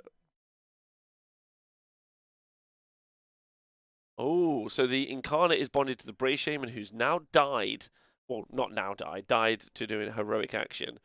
Where can you see the Beast of Chaos list? I will put it in the chat for you, because I'm just a treasure. That helps. If that helps you out, give me a second. Find it for you.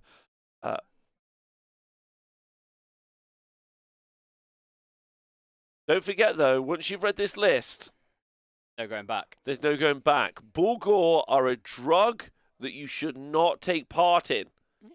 Okay? We don't want that to. We don't want you to. We want you to hurt yourselves. Okay? So be conscious of that, if that's cool. Hello, Fish, member of Team Lit. Big gold fish. Big gold fish. Fish, fish, fish, fish, fish.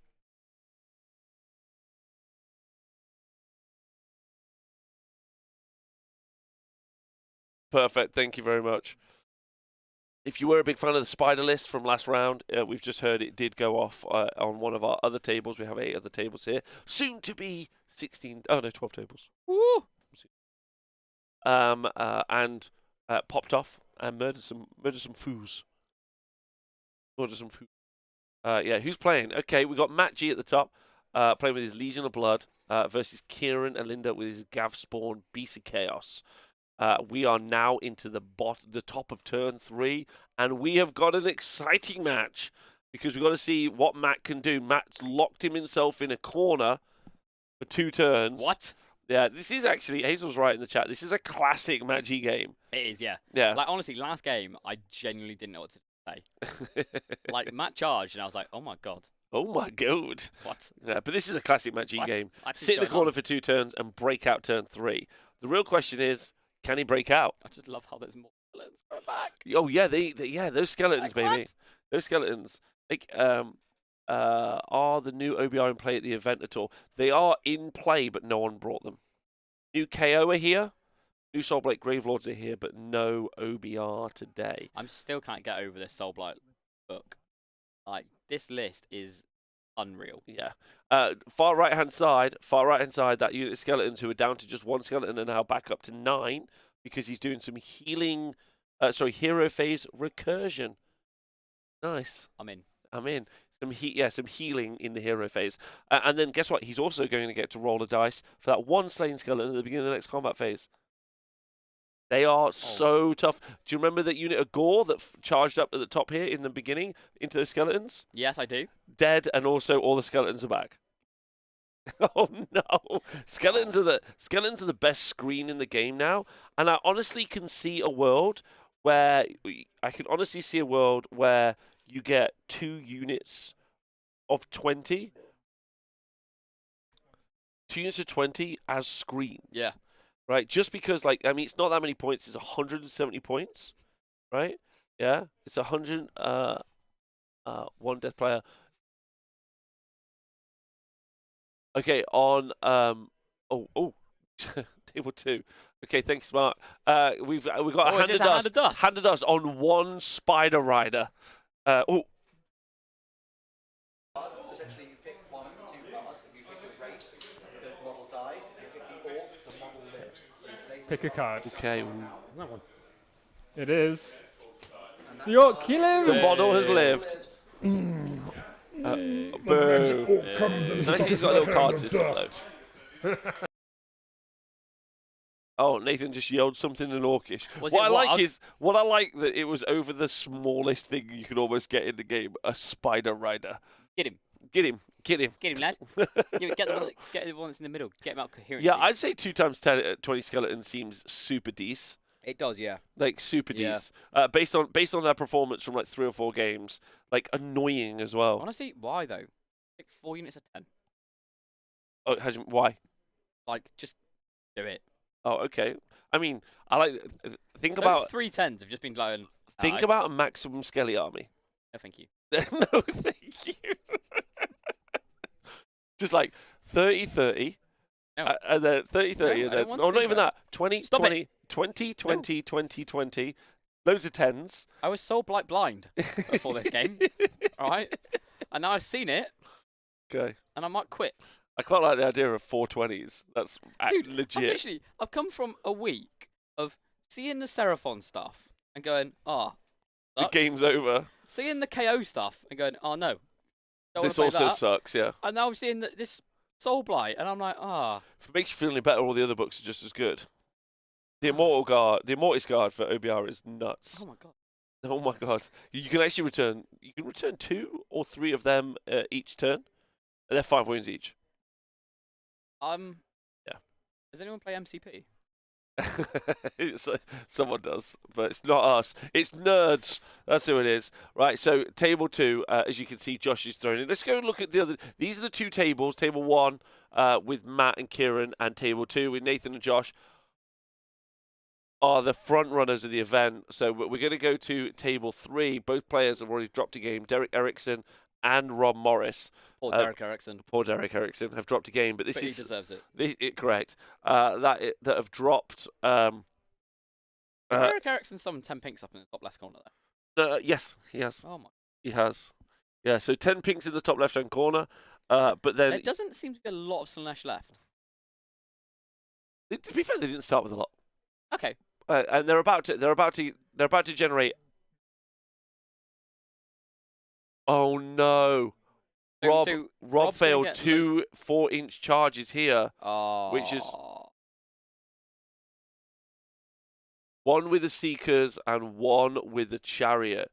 That is massive. That's awkward, that. That is awkward. But in a minute, whether or not it's so, yeah, as you can see, our Keeper of Secrets has finally gone in. That Keeper of Secrets has probably going to use its Euphoric Killers. May even fight twice, although no, actually can't fight twice itself. Actually, so it won't do that. But it may use Euphoric Killers, grab a ton more damage, a ton more depravity. Can we get an update on how many depravity it is? And then just while we're waiting for that, table 4. Oh my God! Look at that. Gotrek went over from the middle, over there, Yes. wiped out that unit of libs, which is good. We saw these long strikes move to this bottom right-hand corner They here. get translocated? They got translocated away. We have still got Bastion at the top. 5 long strikes here. So the I love how the Stormcast army saw where Godtrek was going and were like, nah, we're off. We're not doing this.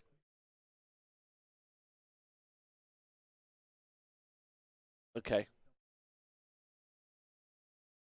Perfect. All right, yeah. So these long strikes here, Adam. 3 units of 3, 750 points of the enemy army, doing all of this damage.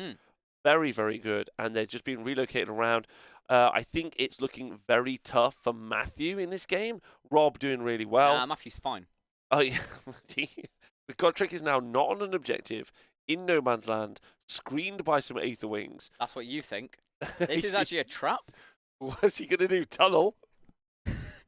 What's his plan? No, I'll tell you the trap that Rob has fallen into. Yeah, I'd love to hear it. Okay, so Godtrek was in the middle here, and it meant that the Stormcast didn't want to go in the middle. Yeah. So Godtrek was like, all right, kill the guy that's over here. And now Godtrek is sneakily over here. And Bastion thought, that middle objective is free. Has moved over here, Amazing. which now means Godtrek can go, ah! Good. You see? Positive. Trap. All right. One trap. It was a trap. You've activated my one trap card. Twas a trap. Twas a trap. Okay, all right. I think, unfortunately, that isn't the case. Oh. So Matt and Rob, who've travelled up together, Okay. have played each other like 15 times previously. They actually went to Warhammer World yesterday because obviously they're coming to Nottingham, where the TSN Arena is. They went to Warhammer World. They said, the train at your place is a lot nicer, Rob. I was like, thanks, lads. Oh, that's cute. That's nice. I appreciate you. And they played there yesterday, so it was an okay. Probably thought the tables got a lot higher as well. Yeah. Tables here are like chest height for those lads. They were not like, oh, my back hurts. And so they said it was really nice and they have a nice time, which I really love. So it's nice to see that you can compete against the world's largest mini manufacturers in the world versus one pretty shit streamer. Yeah. Yeah. It's also really awkward that they've played each other this many times, and Matthew's fallen into the Gotrek trap, or Rob's fallen into the Matthew's Gotrek trap. There's no Gotrek trap. This is all a Gotrek There's trap. yeah, it's all a trap. Okay, well we're seeing Phoenix Guy get lifted here, which I think is good. Right, let's see. Has Matt moved yet? Oh, it has unpacked. We are unpacking, yo. We have just got back from a 2-week in Magaluf, yeah, and we are unpacking. That's what we're doing. Yeah, our pants are full of. I would not be unpacking. Our pants are full of sand, and we are absolutely ready to wash some undies. It's going on. The incarnate in this story is the undies. I see. Honestly, I'd just be binning those.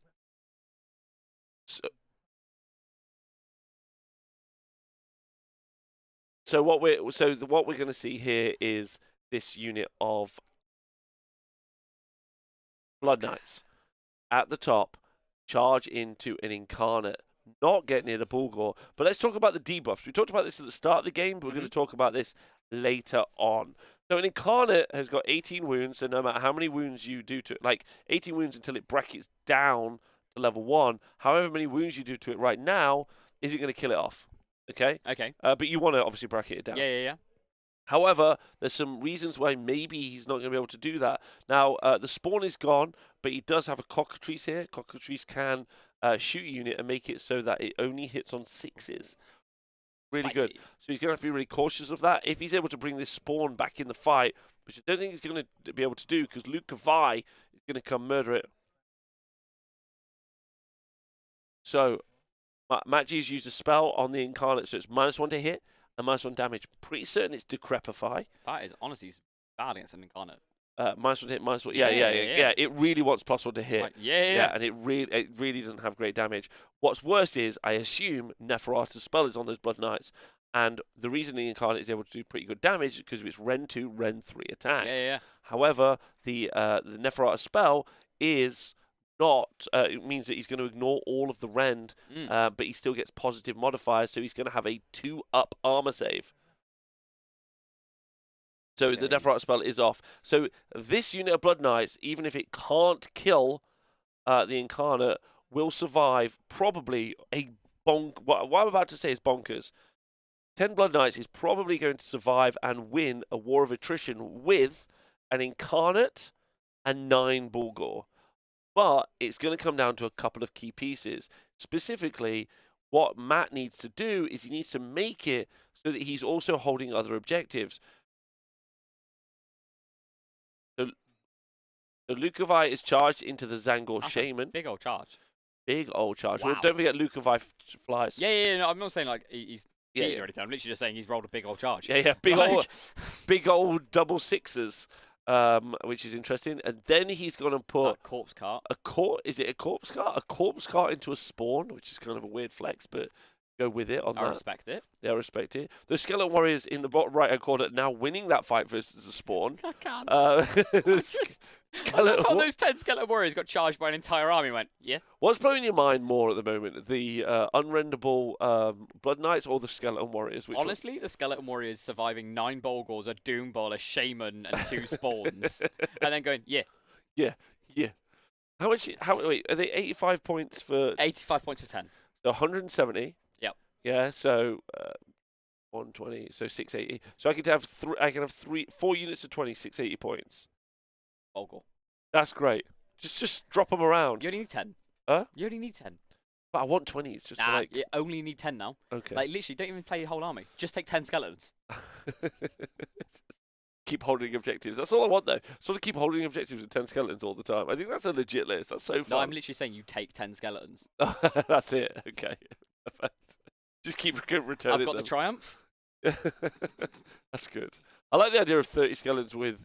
Because I'm pretty certain you can get. Yeah, you can. You can get 10 skeletons with Mystic Shield and 5 up ward.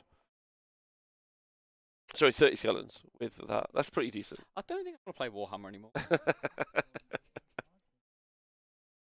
Okay, so the Blood Knights. The Blood Knights charged, rolled an 8 for the charge. Okay, do the Blood Knights still fly? The Blood Knights still fly? No, they do not fly. Oh, they never used to fly. They just did that in that weird retreat, didn't they? How many is too many slans? Asking for a friend. Should have Croak and 2 slans. At least. Yes, you could maybe have Croak and 3 slans, but let's just go for Croak and 2 is the perfect number. What I'm saying is no slans. Ooh. 1 slan is 2. Oh. And Seraphon is 2 Seraphons. Yes, that seems super fair. Right.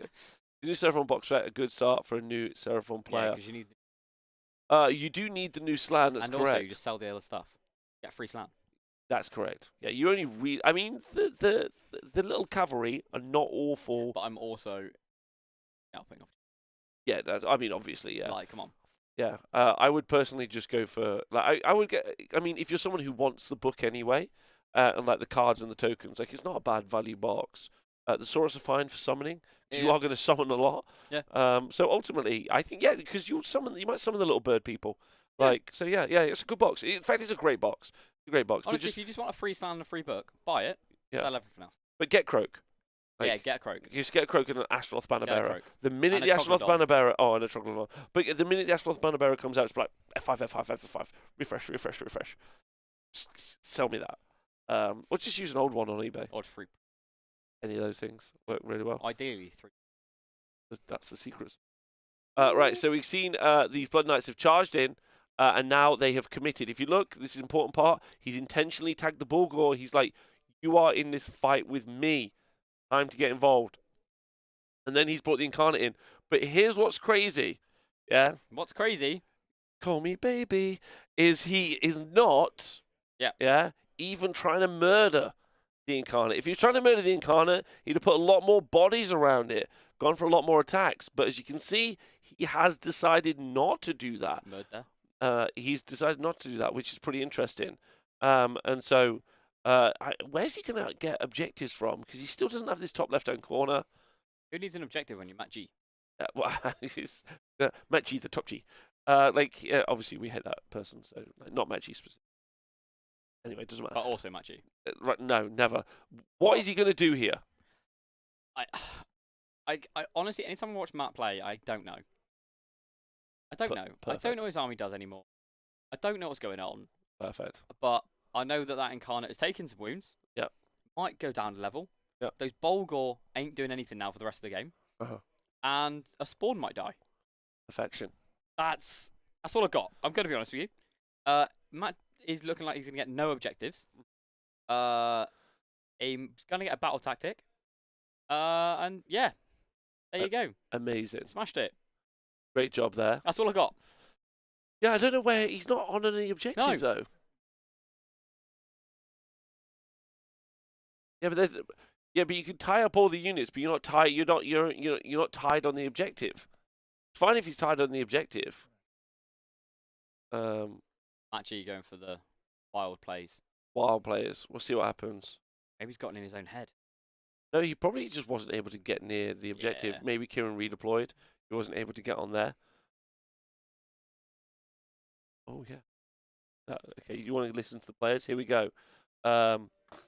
Big claws. Yeah. Vice Melange. 2, Yeah, those minus sixes 3. coming out. -3. So sixes. Yep. 3 damage though on those. Close one, eh? No. Who is your My- duty does? My Dooney does what? Idol. Idol. Oh, yeah, so it was her, Neff. It was her, Blood Knights, and him. Just gonna put little tokens down. Yeah, so that's the point, isn't it? What you pick? It's fine. Now we've decided. There you go. Okay, cool. My activation. Yes. Yeah, I'll put them on the basis room. Wait a for it, minute. In the start of the combat phase, I'll do this on them. Yeah, go for it.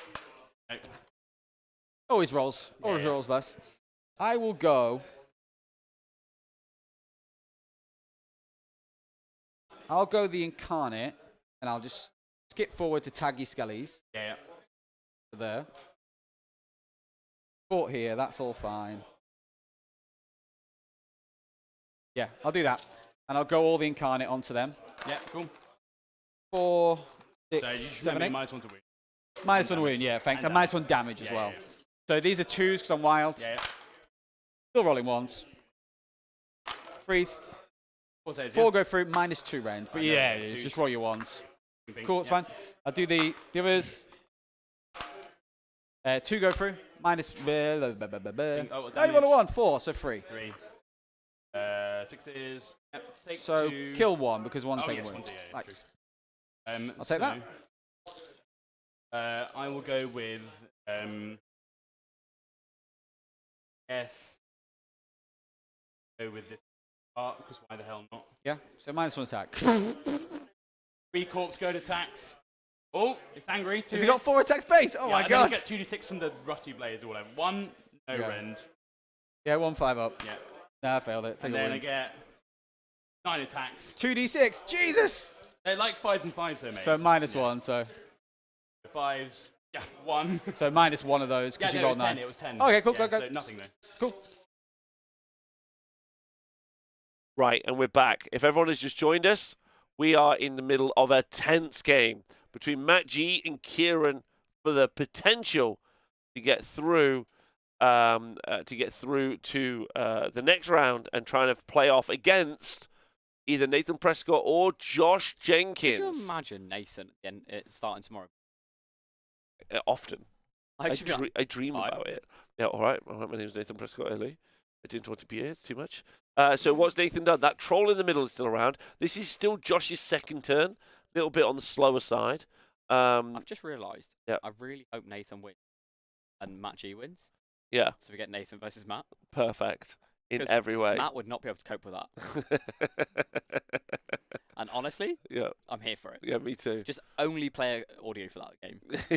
just feel free to watch this. Yeah, right, perfect. Just so you know what's happened, it does look like Nathan's surrounded a little bit. The longest game on earth. Oh my god, it would. Welcome to hour 7. Actually, Nathan Prescott. As you can see, we're in We've turn both 3. shuffled. They've in turn 3.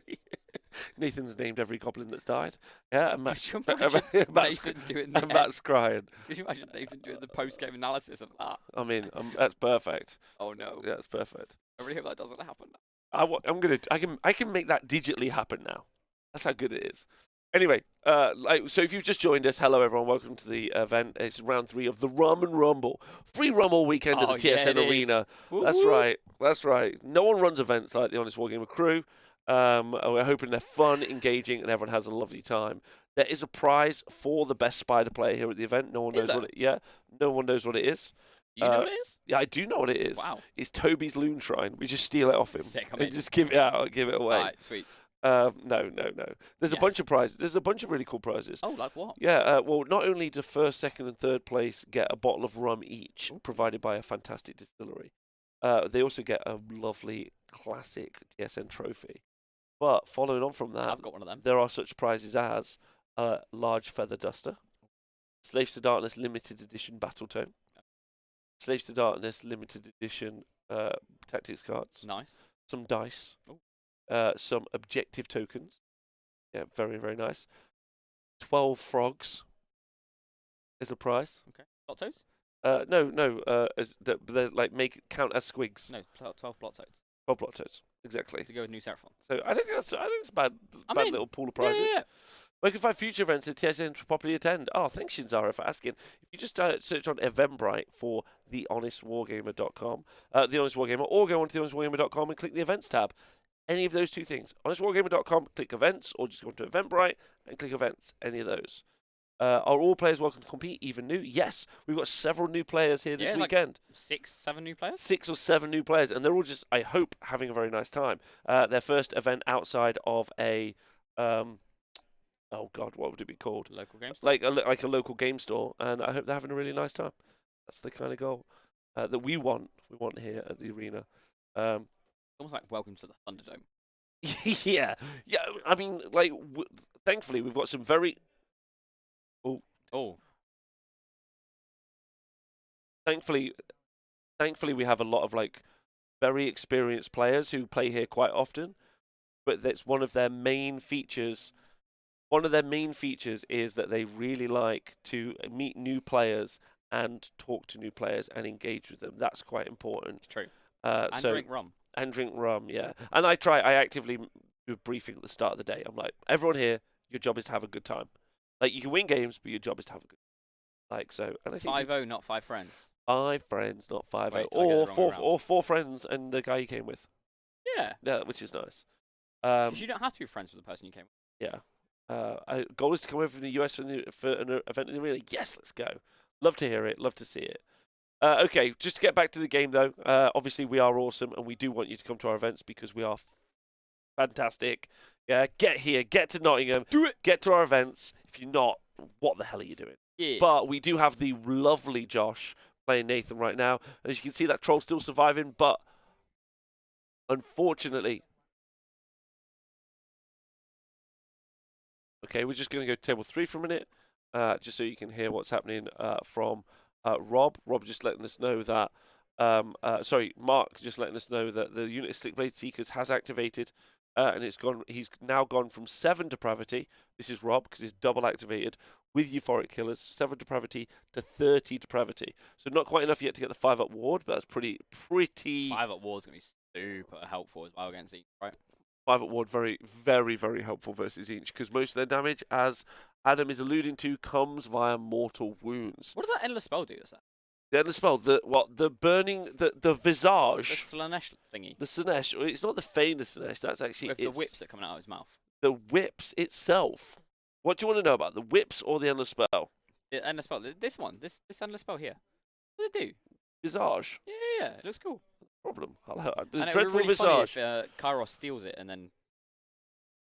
Oh, yes. No, I don't think you can do that anymore. So you roll 6 dice to the closest unit within 6 inches. If more than one unit is equally close, okay, the commanding player chooses, obviously. For each 4+, that unit suffers a mortal wound. In addition, if any mortal wounds cause ability allocated to the unit, the strike last effect applies.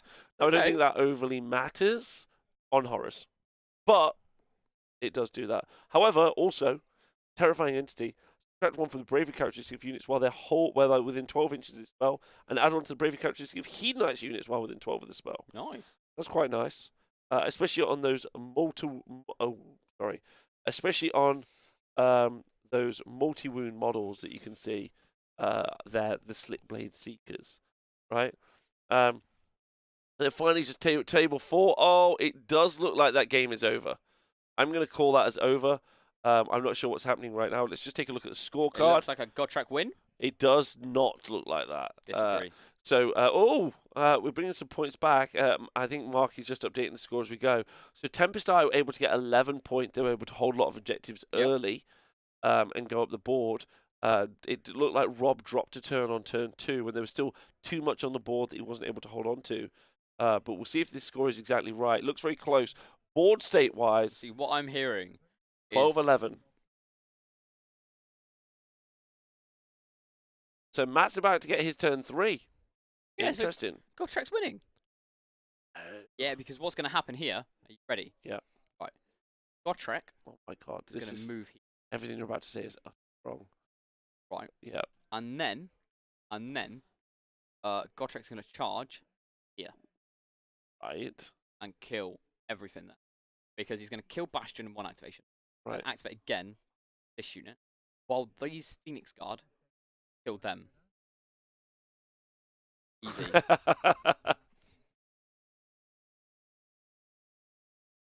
Okay, so we're just hearing that Rob and Matt have made a deal on the table.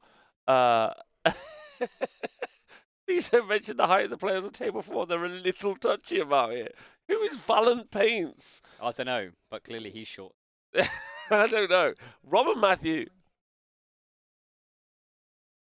Right, yeah. Rob and Matthew are fantastic people. I'm super happy I got to meet them. They seem real nice.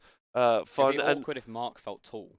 it on would that do. table. It would do. I would say that Matthew's Tempest Eye army is actually really cool. He's got like it's all water themed, and he's got like a KO boat that's submerged. Yeah. Because Tempest Eye obviously is near near one of the coasts. And then Is he's it? yeah. And then Ah. it's super cool. It's really well themed. Like it's super nice. Is KO? Not KO? Is Gotrek on a surfboard? No, oh my god! Remember who put Gotrek on a surfboard? That was so good. Yeah, it was. That was really good. I want to see the Gotrek. Yeah, I can't. I can try and fix the PTZ No, tonight. I'm not asking you. I'll I'm do it. saying later on, I'm going to go and look at his Gotrek. I didn't realise he had Gotrek. I would have been rooting for him all day. Yeah. Okay. We'll go check them out. Let's go back to table 1. And let's see. Lukavi is now in combat with the Bulgor right hand side. We've also got the bull. Sorry, not the Bulgor. The Doom Ball. The Doom Ball engaged right there with Lukavi as well. So Lukavi having to fight a lot. I need to see what he does in combat. Who Lukavi? Yeah. She. The vampire lady, half centaur. She's a half centaur vampire lady. All right, I'll go. What do they? No, do in perfect. combat? That's a good shout. Okay, 5 attacks, 3s, Ren 2 damage. Also, she's a vampire in Legion of Blood. She gets +1 attack on her weapons. Oh. So on all of All of them. Because, interestingly, Lukavi's not mounted. Because it looks like she's mounted, but she's actually half a dragon, half a vampire. Oh, jeez. Half a... So then, we should have 4 attacks, 3s, 2s, Ren 2, 3 damage. Correct. And then D6 +1 attacks, 4s, 4s. Oh, wow. Yeah. She's only 300 points. Yeah. And then you can carry out 2 monstrous rampages. Yeah. Okay. Yeah, you can. So she can do raw and, like... She can do, like... And Yeah. not only She can pile in 6 inches, from 6 inches, oh, for herself. and This is the model we're talking about here. you can reduce rend by 1. And yeah. And after its fights, after all its, you can heal it. You can heal it to.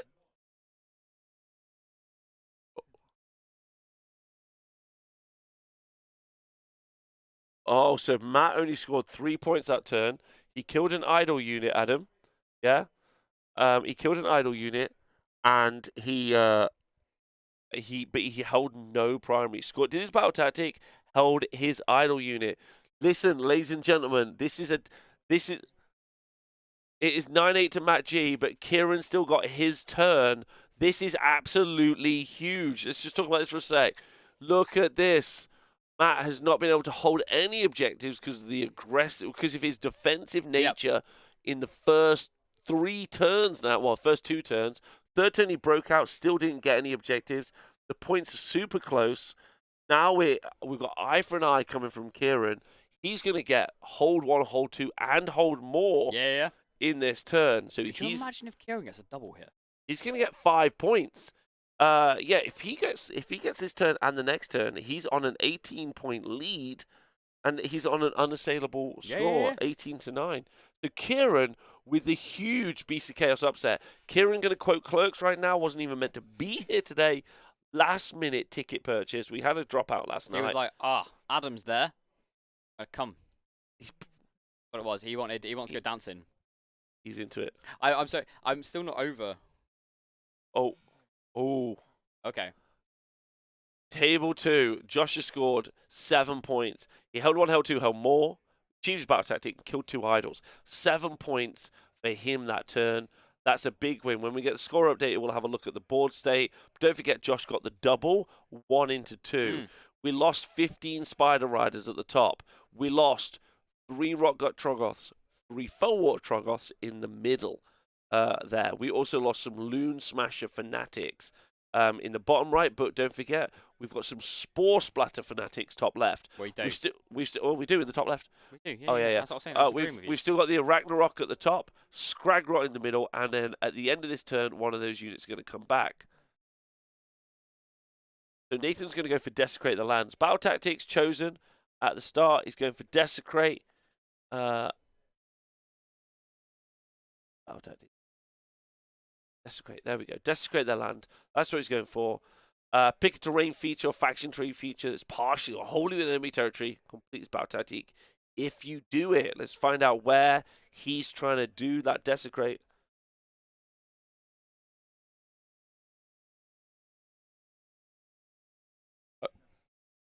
Yeah. Okay, the medium piece of terrain in the is he's gone for desecrate on which one? Sorry, Mark. Who's this? Nathan. Nathan. This- Yeah, this piece. In the middle. Okay, perfect. Absolutely perfect. Okay, I so really love his logic there. he's so he's unfortunately failed it. He did go for a big hand of Gork, and he wasn't able to achieve it. And now he's going to have the rest of his turn. I got a little bit distracted then because I won't lie, I was looking at Soulblight Gravelords. Oh, right. Just I was what, like- the whole I was army. like, oh, how much is that? How much are 10 Blood Knights? Were you liking the list? Booked. I don't know if it's cooked. I mean, it's not cooked versus like Croak. Croak's cooked. Just get some frogs. Yeah, but I'm hoping that gets nerfed. Whereas I'm hoping Soulblight just like kind of goes under the radar, No. and The everyone goes, "Yeah, The this is fine." frog's not getting touched. The frog is going to rule the waves. Like, there's no way that frog gets touched because the frogs are so cooked. I've To be never. fair, last year we were all like, "Yeah, Croak's gonna get nerfed," Yeah. and then No, so it never happened. you're right. Actually. Right? Yeah, it never Alright. happened. All right. Like, they intentionally pointed Croak at 395 points. The game is over. Also, Cities of Sigmar must be absolutely bananas.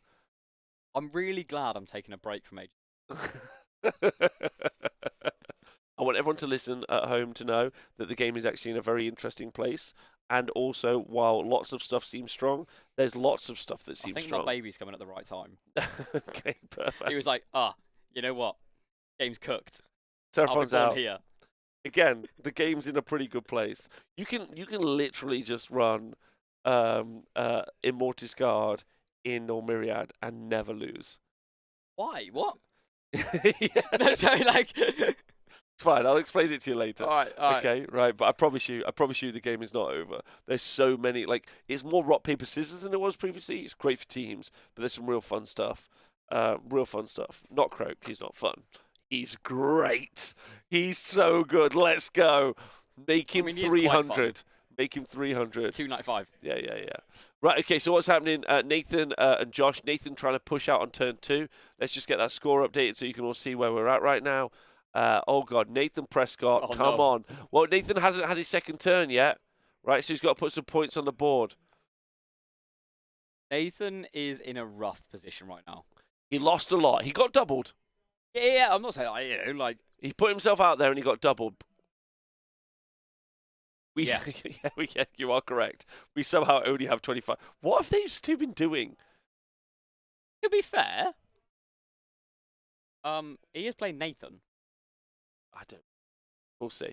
Anyway, right, Table 1, this is the other game that really matters. Table 4 is over. Congratulations to Gotrek. to Rob, who won the game, not Gotrek. Disagree. Okay. They've not called it yet, and Gotrek is clearly winning. Table 3, we've still got Derek Erickson trying to beat Rob Morris. Slaanesh just hounding into those pink horrors, trying to get as many depraved points as possible. As you can see, they do hold the centre now and the bottom right Can we have a objective, look so at that that's looking scorecard? very good. What's the scorecard for this? We'll just double check with Mark that the scorecard is up to date on table 3. On table 3, that would be really great. Currently, the scorecard looks like 10 points to Derek Erickson, 5 points to Rob Morris. And we're in Rob's double, aren't we? We are in Rob's double, yeah. So he's about to. He hasn't. I don't think Score 5 this turn. he will score 5 this turn and bring it back. I mean, a lot of resources still on the board for Okay. Derek Erickson.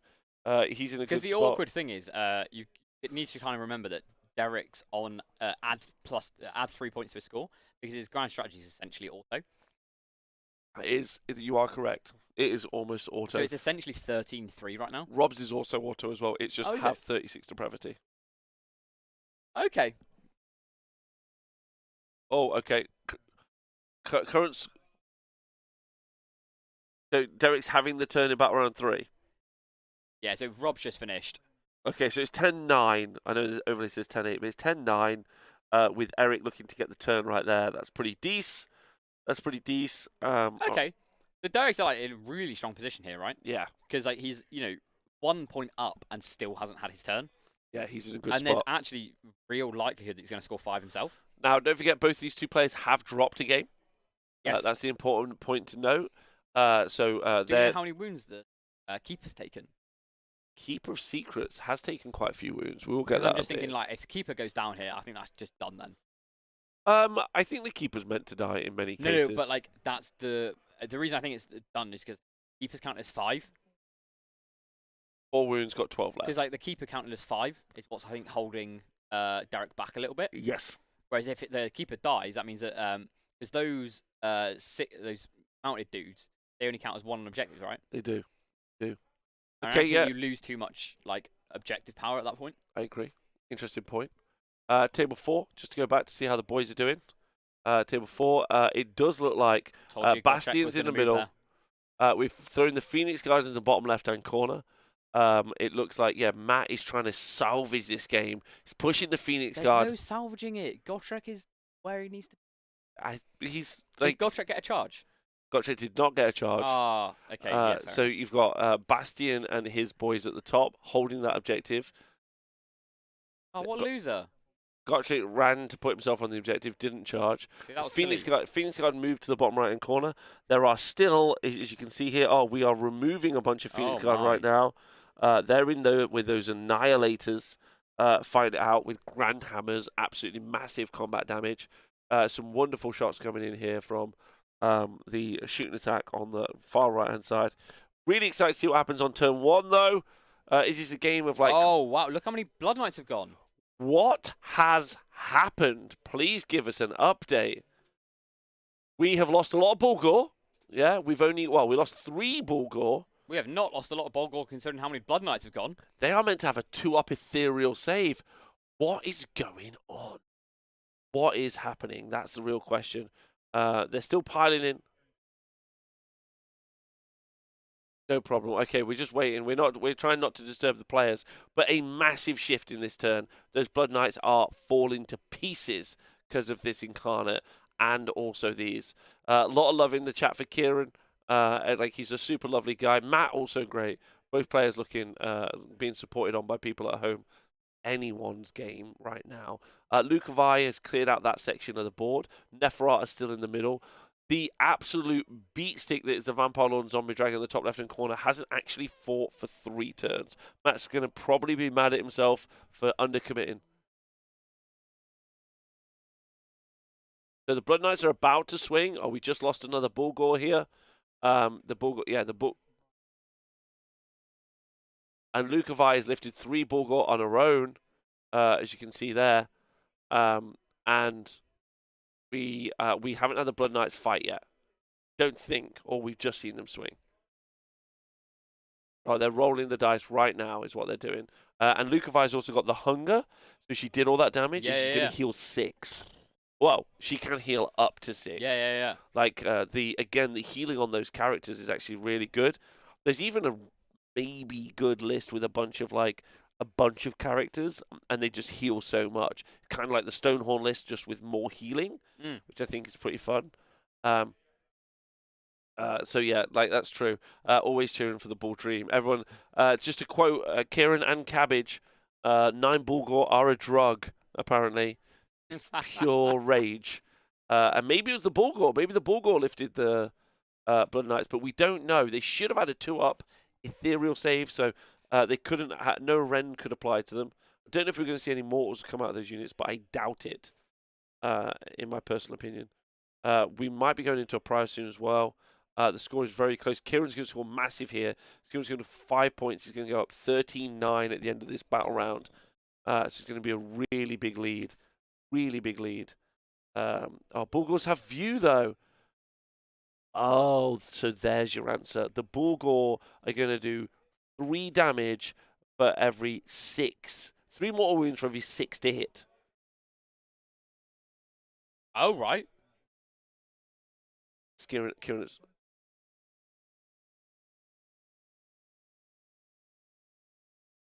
Wow. Okay, so big news from the priority roll going into turn 4. Going to turn 4. Matt has scored. Kieran has scored his points. However, the big news here is Matt G. Kieran rolled a 6 for the priority, which is perfect. Apart from Matt G also rolled it, which means on a drawn priority, whoever went second doesn't get the choice. Yeah. Therefore, Matt G got the turn, and he is taking the Did turn. the Incarnate level down this turn, do we know? Oh, yes. Did the Incarnate level down? Is it level Because 1? if the Incarnate level down, I think Matt G might be in for a real good shout here. Oh, okay. This is pretty interesting. Because- Luke, have I got the pile in? Okay, we're going to find out if it has leveled down in a moment. Don't Just- forget, this is to potentially take out the tournament or be in a striking position to fight for the tournament tomorrow. So this is an important game. Oh, it's going to be close. I'm just thinking, if that... The Incarnate has leveled down. So I think Matt G here will be going full send. So you have these Bolgor potentially clear the Blood Knights. The Blood Knights potentially clear the Bolgor. Lucavi come down and kill the Cockatree. The Vampire Lord come down and kill the Incarnate. And then you've also got Neferata that can join the fight as well. And then you've got all these skeletons that are up here are going to be able to start going over here. Yep. Oh, and go and grab the objectives. I just don't think Kieran's now got enough left. Whereas I think if Kieran won that priority, he just scores another 5 points. And is like sitting pretty for turn 5. Amazing. We'll come back to this game in a minute, but we just did hear that the Ragnarok on the Webspring Shaman on a Ragnarok has just gone into a Blade Geist on the far left hand side, done 24 mortal wounds, Nice. lifted them off the board. I think he's missed capping that objective. Oh, but don't worry, there are those fanatics on there, so he's grabbed that in the combat phase. He hasn't, unfortunately, gone and grabbed this objective in the bottom right-hand corner and scored some additional points. Battle tactic this turn, didn't he? Failed his battle tactic. His battle tactic was cast a spell against Nagash, though. Yeah, that was a wild choice. Nathan has scored 1 point for turn 2, so it's going to be 11-6. We're about to roll priority for turn 2. Nathan was able to return 8 Spider Riders, though. This is game over now. Josh in trouble. I mean, if he gets the priority, the Ragnarok runs over, wipes out Nagash. Oh, yeah, does These boys go in. Yeah. Yeah, does he? He just did 24 mortal wounds. Nagash got 5 at war, mate. It's fine. Therefore, he's dead. That's Nah. the math. Nah. Priority, let's go. It's all over. Nathan rolled a 1. Josh rolled a 2. And the moon has stayed where it is. But if anyone is rooting for Nathan, then he is unfortunately in a not commanding position here. We may even see a hand of dust happen. There's nothing within 3 inches. Oh yeah, of course. I thought sad you might. times, right? Yeah, that is sad. So we've got the Spider Riders at the Do you know top. what I would do? What? Give Nathan the turn. Get the Arachnarok to charge Nagash, and then hand the dust it off.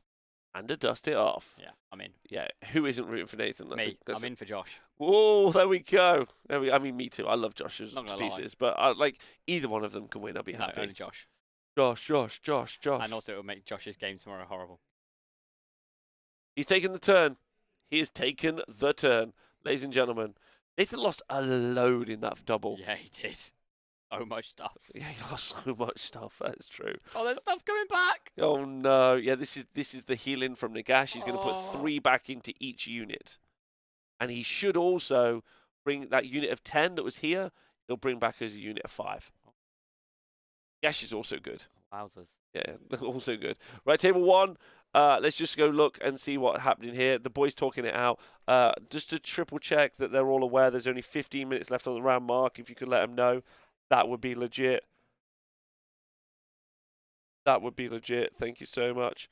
But as you can see, we've got the Blood Knights in combat with the Incarnate. We have the Bulgor, Lucavi, and also Neferata in here as well, looking for max send. The Vampire Lord and Zombie Dragon here, potentially going to come in as well. He may have to go over for those gore over there to try and score that objective in the top left-hand corner, right? Yeah, he may well have to. He might well have to go grab that objective. He might just run.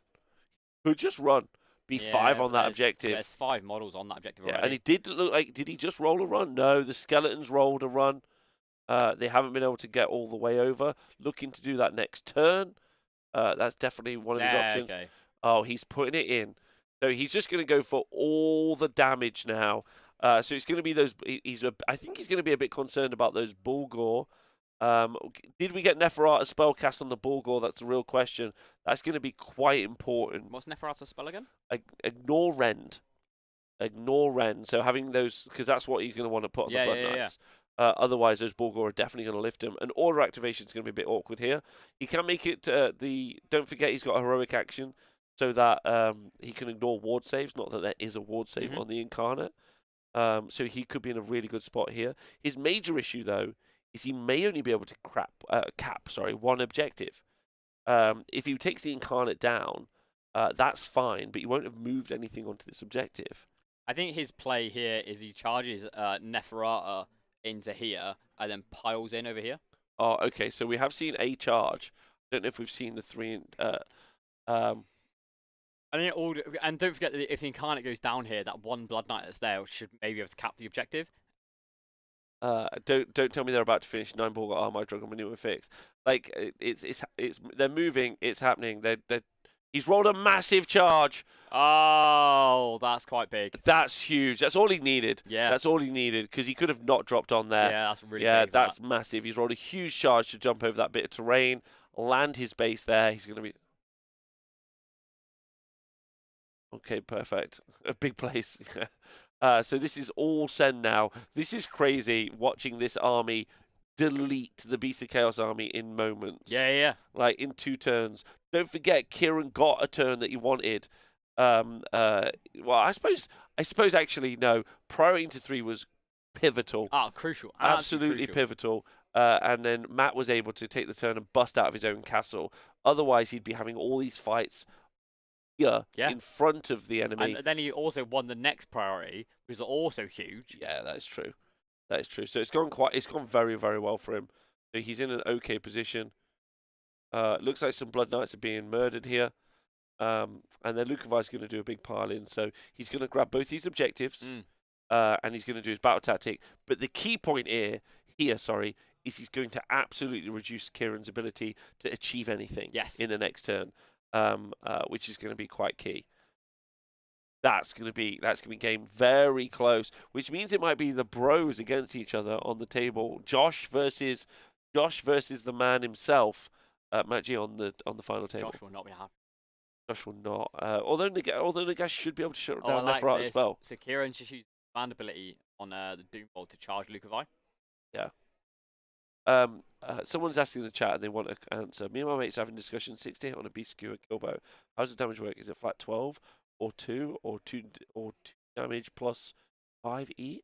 Wait, someone's using a boost killbow? You roll a number of dice equal to whatever the result is, and all of those are mortal wounds up to 12 mortal wounds. They are using one, yes, but that's how it works. Have you considered Kragnos? Destruction Bros forever, or Footnos is the real answer. So we see if what goes down. What would you order in which activation? I'd probably be doing Blood Knights first. Okay, that's interesting. Blood Knights. Blood Knights and Neferata first, because the Vampire Lord's going to take like no damage on it. Okay. On a 3-up ethereal, right? Yeah. And then I think the Blood Knights or Neferata first. I'll try and nuke the Bulgors a bit more, so then the Neferata or the Bulgors don't take as much damage, and then they can then hit. And then you go with the Zombie Dragon last, I think. Yeah. It'd be tragic if the Incarnate wipes out the Vampire Lord Zombie Dragon. It's never happening. I mean, it's not happening, but there's a story there where he kills it and honestly, wins the game. It would be great. It wins the game. That's a great story. It's not going to happen, but that would be very, very funny. And the reason is because if the Incarnate kills a monster, then it will go back up a level. Also, it will reduce his ability to hold the objective, swinging the game back violently the other way. Which would be, maybe not violently, but probably. Which is pretty strong. Kieran's got to be gutted about this because he's in such a solid position. Look, those Bulgor are going down. There's still 2 left though. And as you can see, the Doomball on the right hand side has done the opposing player's charge. The Doomball could charge in the opposing player's turn, charge into Lukavai on the far right hand side, trying to fight that out. So this is coming down to a clutch couple of turns. Everything is in the fight. Vampire Lord and Zombie Dragon into Incarnate. Bulgor into the... he's got to make a decision. Oh, okay, so those Bulgor are activating, piling on objective in the hopes that the Incarnate doesn't go down, I think. Yes. I think he maybe would have had to keep that second Bulgor next to Neffy. Yeah, they've got 2-inch range, haven't they? No, he's in for piling in. I don't think he could have gone sideways. It's probably not 3 inches though, right? Anyway, because Neferata's going to have to go sort of like diagonally. Sorry, what I mean is when you pile in, you must pile in towards the closest model. I'm not sure that Bulgor there could have gone that way. Like, but as long as it was linear and he was going along that path, then it's fine. Not too much of a stress. I mean, this is all hope for Kieran that the Incarnate survive. Yes. Like... Yeah. Oh, and we've just, look at that. Woof, the Incarnate took out the Blood Knights. It's the Bulgor activating, isn't it? Oh, Bulgor. The Bulgor, there's still one left, though. Yeah. Still one left on that far right-hand side, which is nice. So he's looking to hope the Incarnate survives. Like, this is going to be pretty key. Oh, another Bulgor down. That would have come from the Blood Knight, I'm pretty certain. Then he's got the Neferata.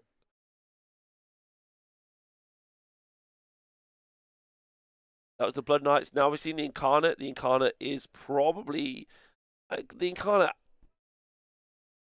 Surely Incarnate dead. I don't... Is there any wounds on the Incarnate? Yeah, it's all... If he's got Neferata still to activate, yeah, which I don't think he does. He must do. Yeah, because that must have been what killed the Bulgor, right? Those damage didn't come from nowhere. Yeah, Phil. So he's in an interesting position where he piles in, definitely kills the Bulgor, right, and then holds the objective, but doesn't do any damage to the Incarnate. Splits his attacks, which is always a fucking terrifying idea, or just tries to put everything into the Incarnate. Everything into the Incarnate. Okay. You killed the Incarnate. I think you win the game here. I think I agree with you 100%, and that's the right call. I hope he does decide to make it. Let's see. Lukovi and the Doom Ball in the bottom right-hand corner. Not an inconsequential fight because there's still some stuff happening. Yeah. Having the Doom Ball there, but that is an ongoing fight. That's in the bottom right-hand corner. Love a bit. Let's listen to the players. Let's listen to see how they feel about it. Oh, yeah. 4 go through. There you go. Please. Oh.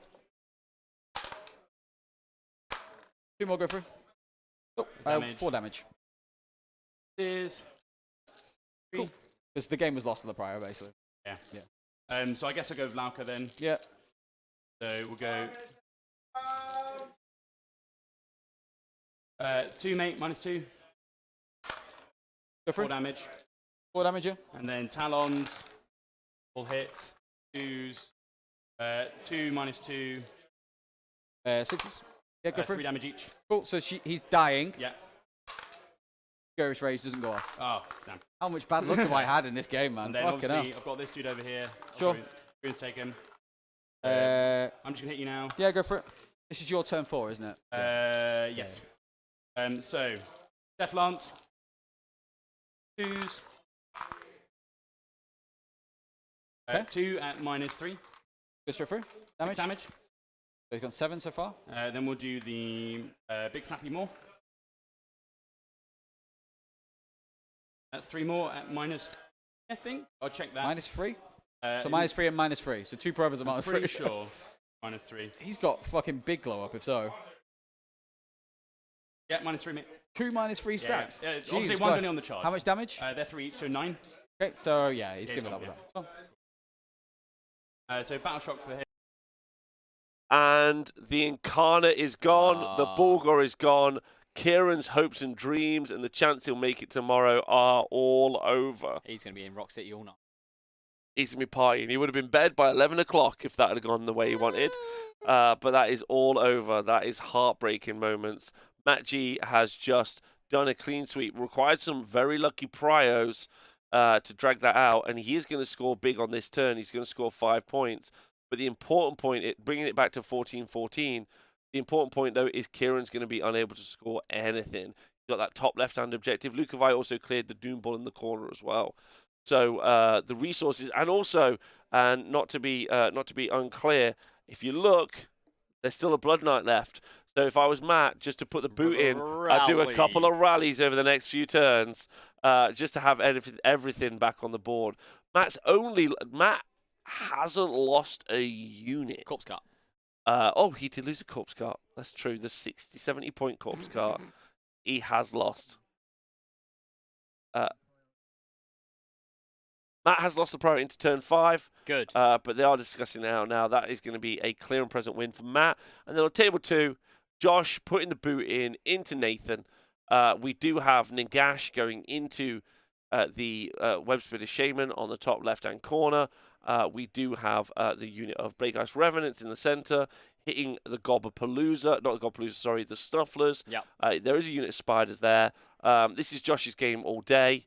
Yeah. 5 minutes left on the round. Ladies and gentlemen of the chat, it is over. Okay, 16 players playing this weekend, which is fun. Yeah, it was fun. Don't forget, we still got 2 rounds tomorrow. Will Soulblight Gravelords be able to fight and beat Nagash? Quite important. That's going to be quite Josh fun. is not confident in that game. Yeah, that's pretty good. Can a 4-1 take it? A 4-1 could potentially take it. It really depends what happens tomorrow. So even though it does look like it's clear either Josh or Matt could win, what could happen is they both could play tomorrow, both draw, and then someone could jump them. Or one of them could win, then one of them could lose the final round, and then it can all go down to 4-1. So there's still lots to play for tomorrow, which is pretty exciting. We have Slaanesh versus Tzeentch, which is pretty much going in Tzeentch's favour. Yeah, I think Derek's going to win that one. Yeah, and then we had Stormcast beating Cities of Sigmar. No, So good. still winning. Pretty fun so far. Pretty fun, right? Interesting. I think the important part for both of us, and also, like I know you said this earlier, time tomorrow is 10 a.m. BST for the first round. Let's go. The bit that I know is going to make us all laugh and smile, Adam, is the game is in such a crazy place. We're just seeing new armies we haven't even heard of, new abilities. I had no idea what was going on in that first round. Yeah, pretty exciting. I don't know what's going on here. Pretty exciting. The game is in an interesting place. The game is in a dynamic place. A wild place. Yeah. So I hope you guys have enjoyed it and had a fun time. A load of these videos will be available to watch online on Patreon later this week as whole videos. Peace and love. Have a great Saturday night. Or have a great Sunday, whatever you decide to get up to. Thanks to Adam. Thanks to our table boss, Mark. What a superstar. You're all great human beings. Loads of love. See you soon. Goodbye.